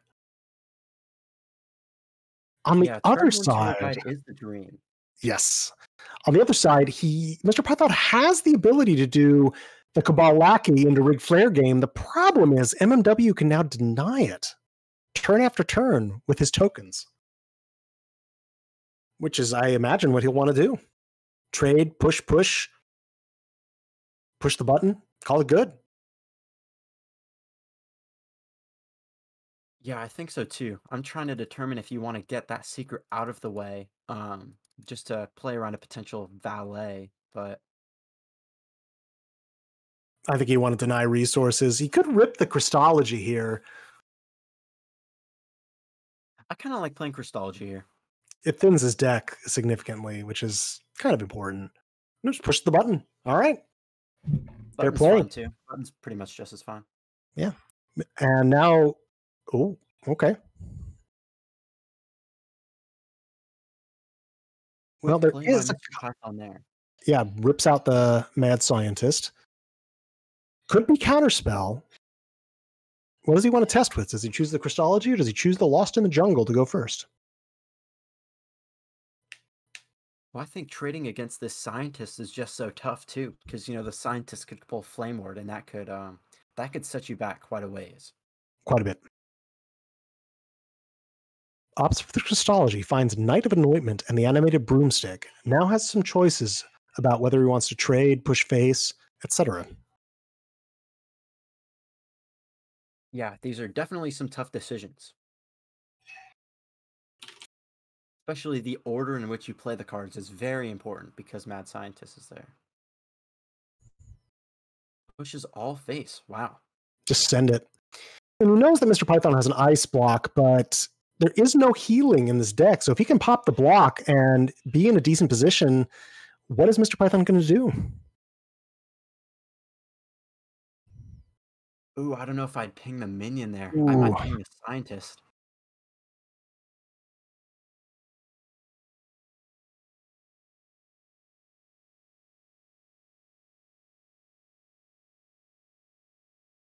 All right.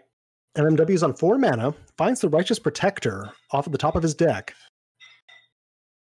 I have to imagine he'll push the button this turn.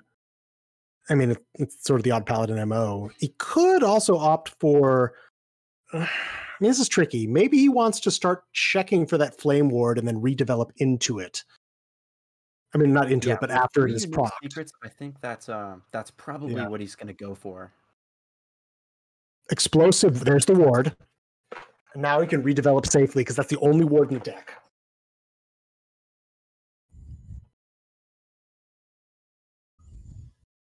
Lost in the Jungle.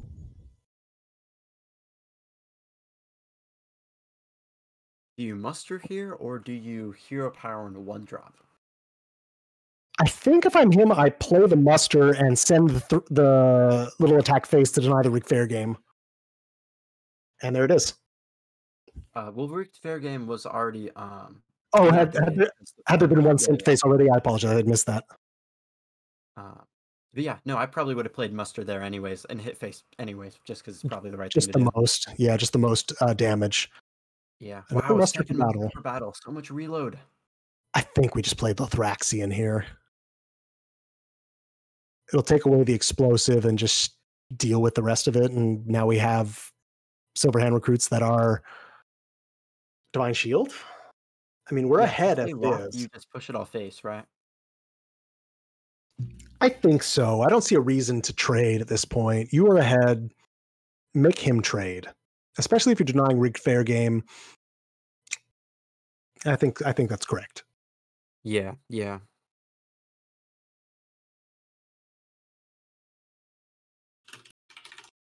Well, I like how long MMW is thinking over these turns, because you definitely got to put some thought into it. Yep. And there is Lothraxian. It'll die, but only 1 damage then goes face. Oh, it's going to prioritize clearing. That's fine. Rigged Fair Game still denied. And off we go. Fireball, not what Mr. Python wants to find. His hand is heavy. Yeah, once he does get to that Sage turn, though, he'll draw enough. He might get that Flak Mage in a secret, which would put MMW back just a little ways. Might have enough of a window of opportunity to come back here. We're going to absolutely see the muster here to continue to deny the Rigged Fair Game. We have to. I mean, I guess he does have already the 1/2 weapon, excuse me.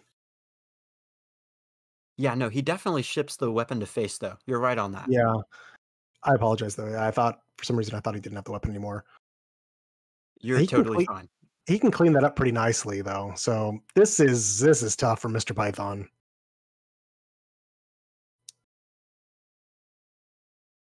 Yeah, you know what would be great for MMW this next turn? Not that. All right, it's going to take 3 cards off the stage and hope for the best. Yeah. No, I was about to say the Quartermaster, but right. Oh, no, but instead, from MMW. But Mr. Python finds 2 copies of Arcane Flak Mage, but no secrets to pair with it. He does have the Arcanologist, but that's slow still. Well, he can play 2 of the Flak Mages, the Arcanologist, and the Cabal Lackey. And if he doesn't draw a Rigged Fair Game, it's a clear. At least not for the 9/9, but that 9/9 is going to prove brutal. He's going to have to invest fireballs in it. Yeah.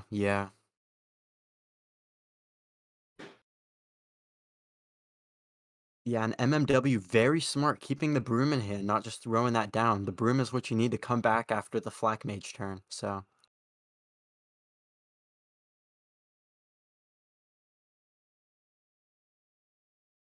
you like the ice block here? You like the counterspell? What do you think? He has to get the block up. He has to? I don't know. Double conviction would do it, but I'd be worried. I mean, he's taken the board and taken some initiative, but with the kind of inevitability of the way this Odd Paladin's going to work, I want to get that block down.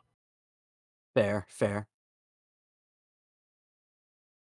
All right, gets a Tour Guide, gets a Righteous Protector. Well, he could play all 6 cards in hand right now. Or all 6 mana, sorry, 4 cards. This is tricky. I kind of want to use the broom to clear the Flak Mages. It's not super clean, but with the Divine Shields, it's not terrible. Yeah, you just definitely got to clear the Flak Mages. That's the point of contention this turn. Yeah, you could broom and then push the button and full clear. Excuse me, the other way, yeah. Yep, he's got it. You've got to clear the Flak Mages. Yeah, and I just don't see now that Mr. Python has played both of those Flak Mages and both of them are down. I don't see how he could come back from this game. He has to hope he can find his Cloud Princes and just race. But at this point, he's going to get popped next turn. And he Yeah. just doesn't have the time. Another rigged fair game, he cannot play it. His first one has never gone off. Yeah, Oh, there's wow, no these way have he can been- deal with that. Yeah. These have been 2 kind of tough games for Oh, wow. Mr. Python here. Slam the Baku. Do it. Do it. I Slam. saw it hovered. Is he going for it? Do it. Do it. Yes. Silence their screams.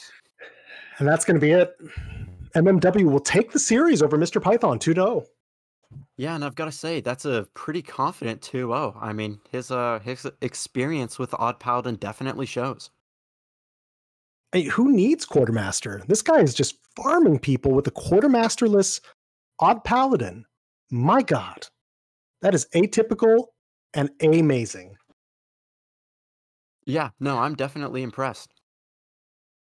I mean, and chat Okay. was pointing out that Quartermaster is an epic, so it's entirely possible that someone who is more or less free to play might not have it, and they instead prioritize like a token-based build. And it's not something that someone who has access to a full collection would typically consider, but it can work. Well, usually I'd prioritize Quartermasters over Lothraxian, but it's entirely possible that he just packed all of the legendaries that he brings here. Well said. Yeah, Baku's fairly essential in a lot of collections, and he could have just packed Lothraxian and just says, "Screw it, I'm going in on this token on this token build." Mm-hmm. Okay, should we do a bit of a bracket update? Yes. So MMW here has advanced into the finals. Who's he going to get? What's the story? So in the other semifinals match, it was Otters versus Rice Bowl. And I actually have a bit of a message from Rice Bowl here. It was 2-0 for Otters, but it was 2-0'd by Otters Dark Glare. My God. It says the first game, Rice Bowl tried to play to an out of not having 5 damage from hand to set up lethal, but Tasman and PO were 2 of the 3 cards he had in hand, so closed out game 1 with those 2. And then second game, 3 Giants just came down, so... Yeah. Darkler doing Darkler things. Yeah, so we will have Otters and MMW in our finals for tonight. So let's look at this matchup here. If I'm MMW and I'm queuing into Otters, knowing that he has his Dark Lair, he has his Dragon Rogue, he has his Hand Buff Paladin, what do you think I'm banning. What would you ban in that case, Jailstorm? Well, you definitely don't ban the rogue because the rogue kind of struggles against the odd paladin and the dark lair, but we saw it did scam a win over the secret mage. So I do anticipate though it'll either be the dark lair ban or the hand buff ban by MMW. I think that's right. I would expect. Let me look at here at MMW's lists one more time.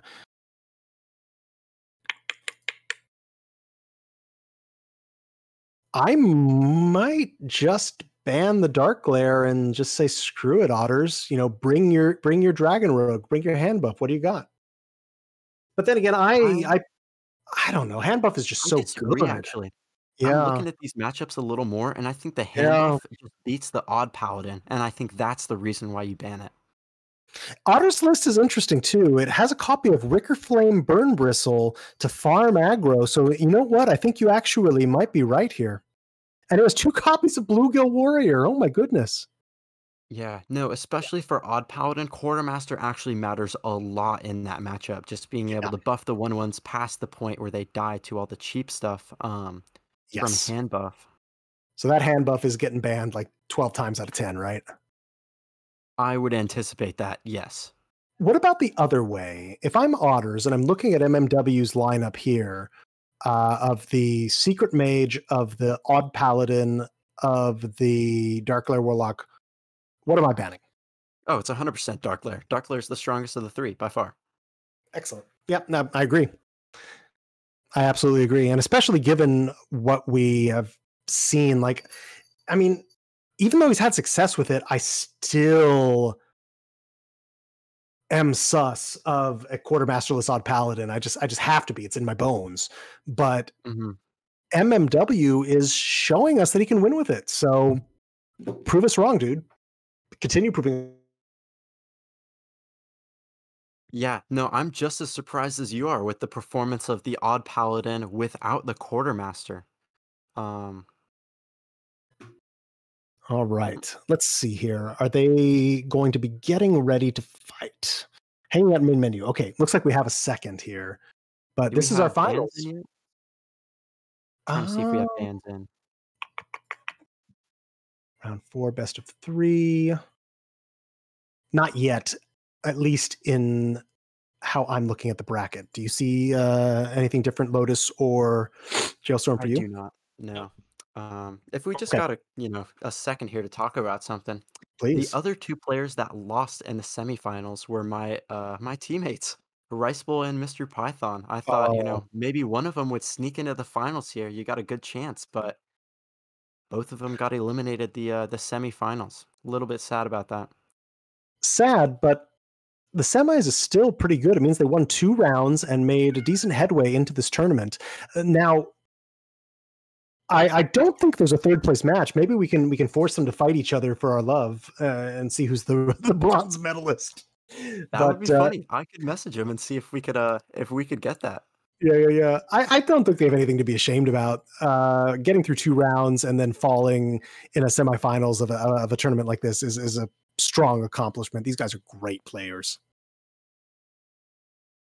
You just have to give them hell when you No, get I'm back to messaging now. It would Discord. definitely Yeah, be a fun, yeah. I demand satisfaction, Jailstorm. It would definitely be a positive turn of events to get that 3rd place game. The reason the third place game doesn't happen is just a lot of times players have opted not to play it. Oh, sure. We're Well, just being the fact cheeky. that It is fun yeah, for just us. the fact that there's no prize for it too. I mean, no one really wants it outside of the pride, I guess. We demand pride. That is what it is. These guys have nothing to be ashamed about. They should hold their head high and come back again the next time this tournament's on offer and continue to crush. They've done very well. All right, I'm refreshing the page one more time, trying to see if bans are in. And it looks like bans are in. So Otter's hand buff paladin was banned as we expected. Yes. And MMW's Dark Lair was also banned as expected. Hey, look at that. All right, looks like they're preparing to battle a friend here in the clients. So, chat, hang tight. We're coming at you with the finals of our Maniac Mondays last hero standing tournament, Team Hearth Legends, here on Twitch. Let's go. The finals, drumroll please. Otters against MMW. That should be a lot of fun. What are you looking to see here queuing for both players? I know Otters is probably going to queue that Dark Glare first, but... Yeah, Otters is going to send that Dark Glare and can fall back on his high roll. MMW, I think I send out the Secret Mage. I I disagree. From my experience, I think Odd Paladin is probably... It's actually more like 40-60 with Dark Glare. Just because when the broom comes down from Dark Glare, it basically destroys your whole game plan as Odd Paladin. But besides that, because, broom basically destroys against Secret Mage as well. Yes. And MMW does run a copy of Lord Barov, which is very handy in the Dark Glare matchup. Could be his choice. Well said. Yeah, absolutely. It looks like they're getting in game here, so let's tune in. Let's get them. All right, specking Otters, specking MMW. Let's see here. Are we going to see the game 1 rogue from Otters here, unexpectedly? Alas, no. Dark Glare into Odd Paladin. Kind of like what we were thinking might happen. Yeah. No, I was thinking maybe Otters in the finals was switching it up, trying to get a mind game here with the Dragon Rogue first game, but... Nah, Otters is just going to go with good stuff.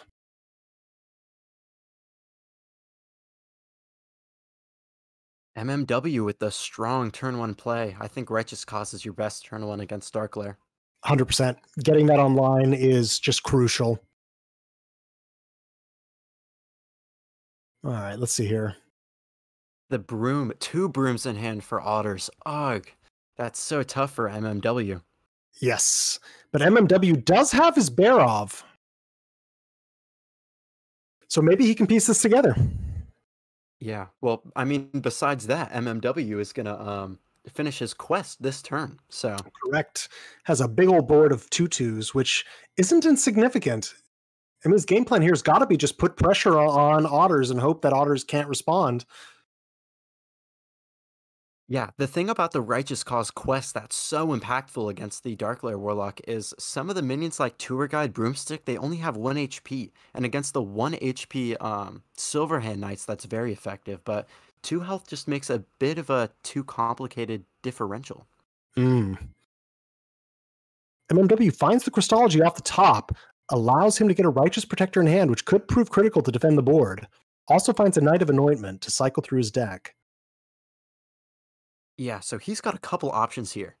You could try and drop Omayog, but your opponent's got coins, so they might just waste the coin on it. Obviously, you could button, but... Finds a Blessing of Authority. Not as good as Conviction in this case, but he's going to push 8 damage, 10 damage to the face. Put Otters down to 16? Or is he going to think to value trade? I think he just pushes face, yeah. Yeah. I'm trying to calculate here. So he's got 10, 11, 12, 13, 14, 15 with Conviction next turn. One off. Yeah. I mean, Spirit Bomb makes up that difference, though. We're going to see a Molten Giant Coin Broom.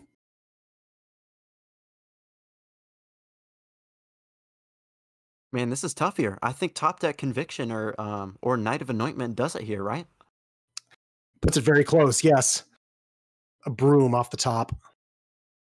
So he has 7 damage. Otter's at 10. Not quite there, but very, very close. I think you just Omayog button and push it all face. I mean, at this point, force Otters to have some solution. Yeah.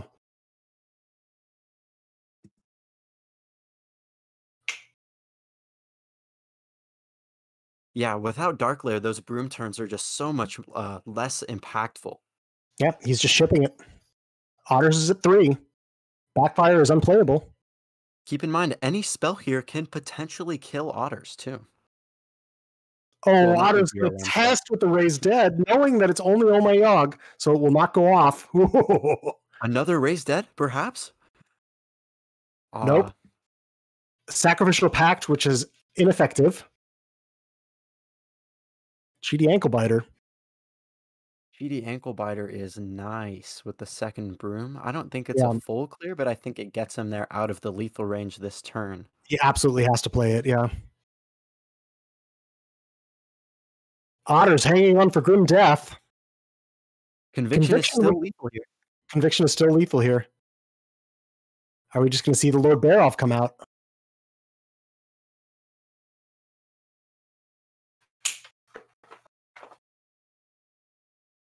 Yeah, knowing that you've seen the second broom and one raised dead is already out, your opponent's too low to raise dead again, I'm pretty sure just flooding the board here is guaranteed lethal. It seems pretty good. I don't really see a way out of this for Otters. Back to sleep. Neither.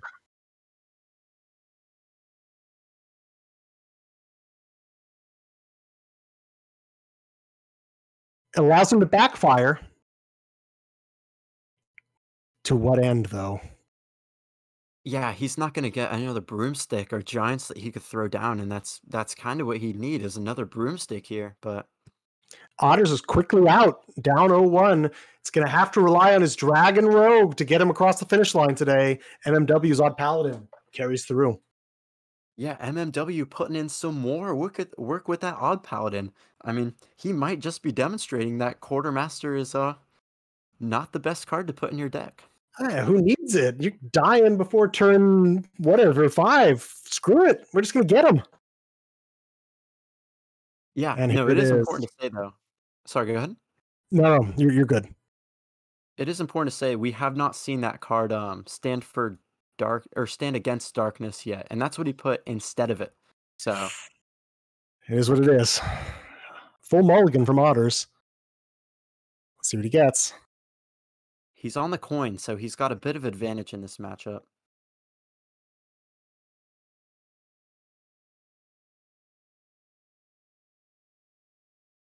Okay, big boys. He's got to rely on top decks. I don't think he can ever get to turn 8 for the Primordial Drake, so especially with the Carnival Barker in hand now for MMW.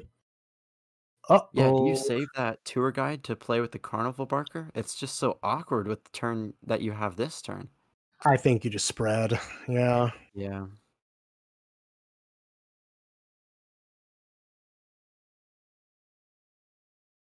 Prep. And Otter's hard passed already. Oh no. Taking no time with that pass. No. And MMW could interpret that either way. It could be a bluff or it could be a very telling play. Otter's only finding his big dragons. This is getting dicey, especially since we're going to see the Warhorse Trainer here. Almost assuredly, right? Absolutely, yeah.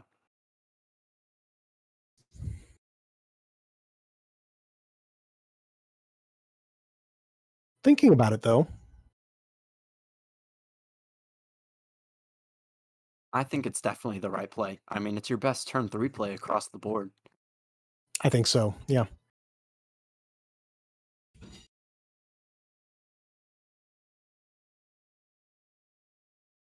Yeah, push 7, threaten 10 the next turn. Seems good. Otters has to find something here. Secret Passage. Could coin into it. Coin prep. Passage. Yep. All right, good luck, buddy. What does he find? A Necrium Blade. Candle Breath, he can't play it. Candle Breath, he can't play it. Swindle. Another Swindle. Oh, and he draw the Deathwing. That's so tough. Oh my god. This is just over. Yeah, this might be the finals here, drawing that Deathwing alongside the Apothecary. So you see the problem now. I mean, we all see the problem now in this archetype. If you draw your condition there, don't have Anka anywhere in sight, how does he get out of this?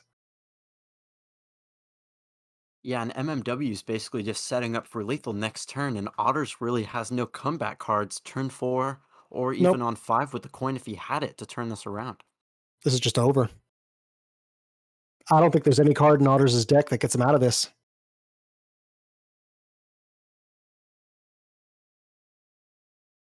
You know, I'm curious. Have we seen MMW only play the Odd Paladin tonight? I don't think he's played the Secret Mage or the Dark Lair that we've seen, right? That's really something, and that is exactly how it is. And the Quartermasterless Odd Paladin is the champion. That is really something. Great games by MMW there. Fascinating. Shall we get MMW for an interview? Yes, please. Yeah, we got to figure out who this guy is, for real. Or girl, no discrimination. I want to know who this person is and why they don't have Quartermaster and how are they so awesome without it. Tell us your secrets. For real, yeah. Holy moly, you are the champion of Maniac Mondays, Team Hearth Legends. Last hero standing, the Odd Paladin without Quartermaster is indeed the last hero standing in this tournament. Thoughts, Jailstorm? Well, you know, I said before this whole tournament I would have brought Odd Paladin personally, so I'm sure I could take a little bit of credit in MMW's victory and the strategy there. No, I'm totally kidding.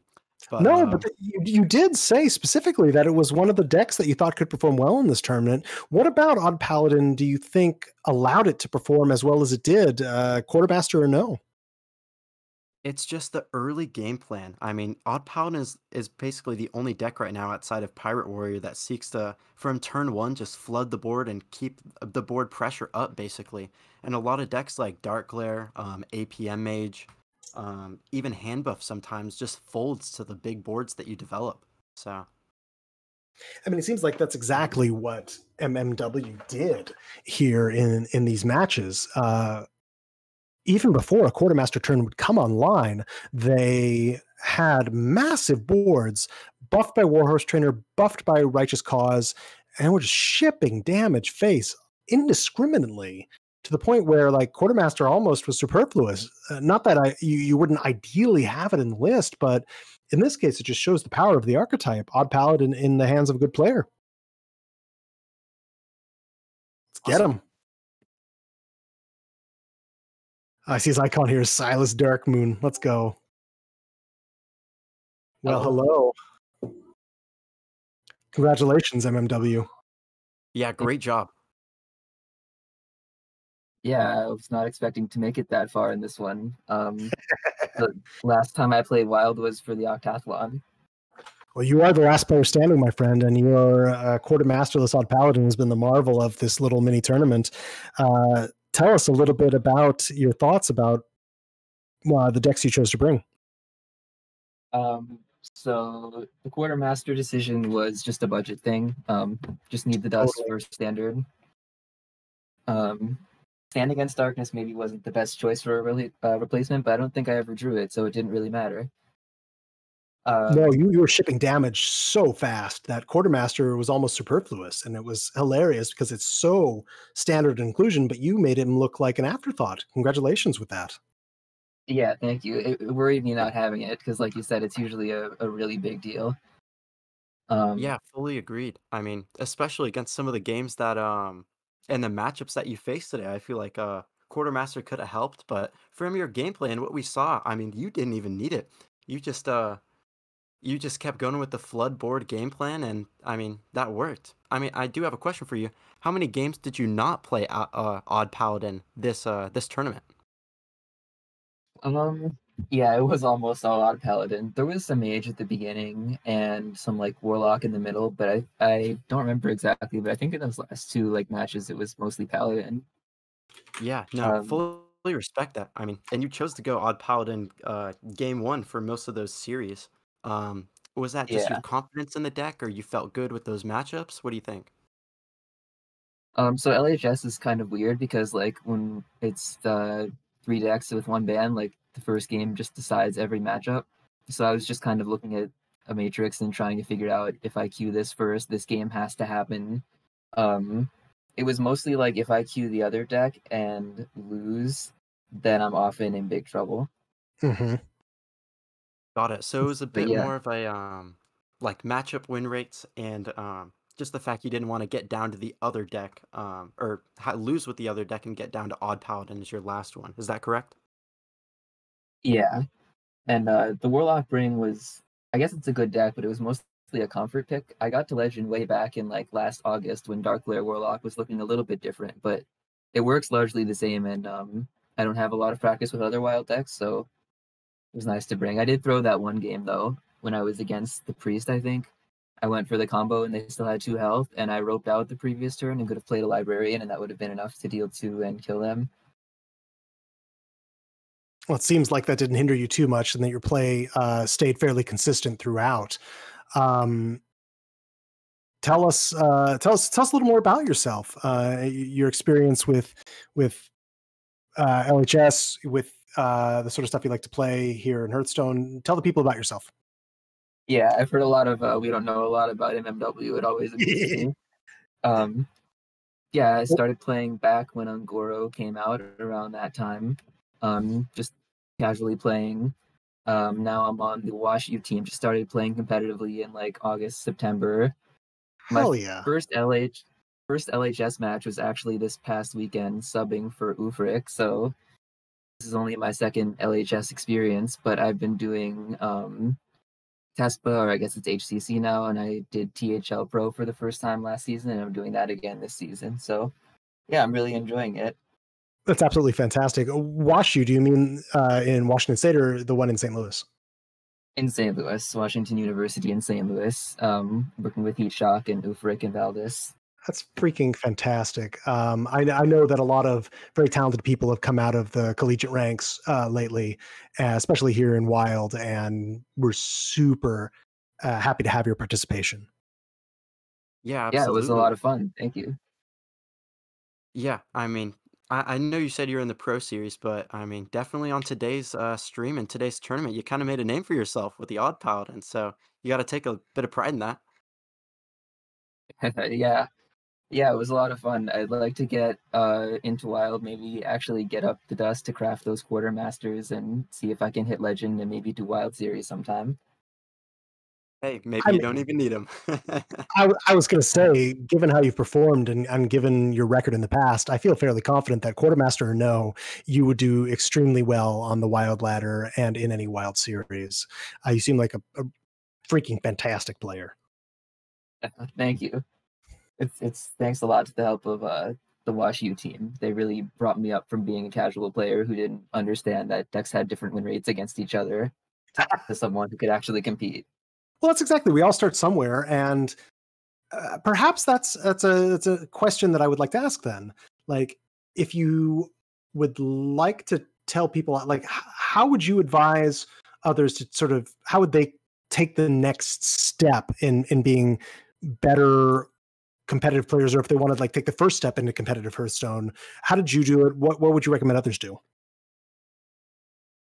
Yeah, I think that's an interesting question and probably has a different answer for a lot of people. I just happened to get lucky in that the school I was going to had a really competitive team with great players who were, invested in helping somebody new. But I guess if you can find people who are good and maybe need a low PR player who are just interested in training somebody up, having somebody watch you play and comment and help is just 10 times more effective than practicing on your own. So it's a great answer. Pretty generic advice, but no, it's great. I mean, from my personal experience too, I feel like I really bridged the gap into competitive Hearthstone, or really taking it seriously by having a mentor or a group of mentors that can kind of come to you and tell you what's right or wrong in your play. I think that's very helpful. Lineup building was also really hard for me at first because I just didn't comprehend the idea of like you bring decks that are good against your opponent's decks and not just the best decks in the meta.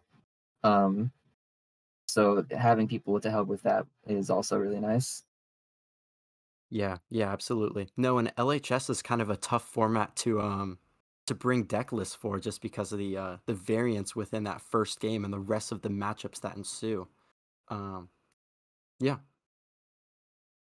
Well, anything else you'd like to add, MMW? Now that we have you here, of course. Congratulations again.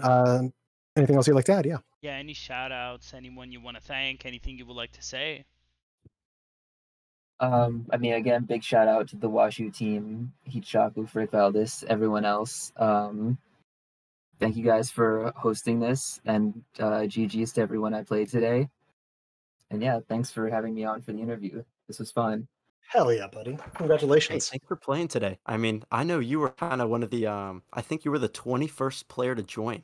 So kind of a funny coincidence there, but And the last one that remains. Didn't this happen in the other tourney as well? which one? I think in the classic tourney, the last player to join won, if I'm not mistaken, or maybe I have another tourney in mind. Maybe that's a trend for a reason. We'll have to Oh no, that was explore duos. more into that. That was duos. It happened in the duos tourney. So yeah, I want to just take this time to really thank everyone who played today, and I want to thank Otters and MMW for this insane match. Especially thank you and congratulations to MMW. I also want to really thank Jailstorm for being here tonight. This was just an amazing cast, and the Rotted Zombie, obviously, just really great job for the two of you. I was super entertained the whole time while I was opping. It was so Yeah. cool. You guys are Well, great. Yeah, it's great to be here. And thank you, Lotus, for OPing that whole stream. Oh, it's my pleasure. As a few announcements for everyone, first thing I want to say is if you would like to play on stream, you can message me, you can message Dr. Fish, or you can message Saku. We have different times. We're always looking for matches. We have Saturday and Sunday afternoon or nighttime on Thursday, Friday, Saturday, and Sunday. And if it's another day, try us. The worst case, you will hear that, and we can't really do stream this day. But just message us. We're always looking for great matches. Other than that, there's a tourney in 2 weeks next. The other Monday, next week, we have Around the Saloon back. The other Monday, we are going to have Speedstone. So bring your Nazas out. Bring the fastest decks you can bring. Do not bring Spell Mage. That does not work. Sorry. That was fun. That was very good. Yeah. And I am looking forward to that. I think that will be an amazing tourney. Impossible to cast. One more time, just thank you everyone who was involved, everyone who participated, everyone who watched. I believe that it is it for us tonight. We will see you tomorrow with Hearth Center. Be there. I will be there. It's going to be a lot of fun. We're grateful for the opportunity. Take care, everyone. This has been THL, Team Earth Legends Maniac Mondays. I am the Rotted Zombie along with Jailstorm and Lotus Knight. You guys have been fantastic. We're super grateful for the opportunity. Yeah, Cheers. thanks to everybody who tuned in tonight, and we will see you soon.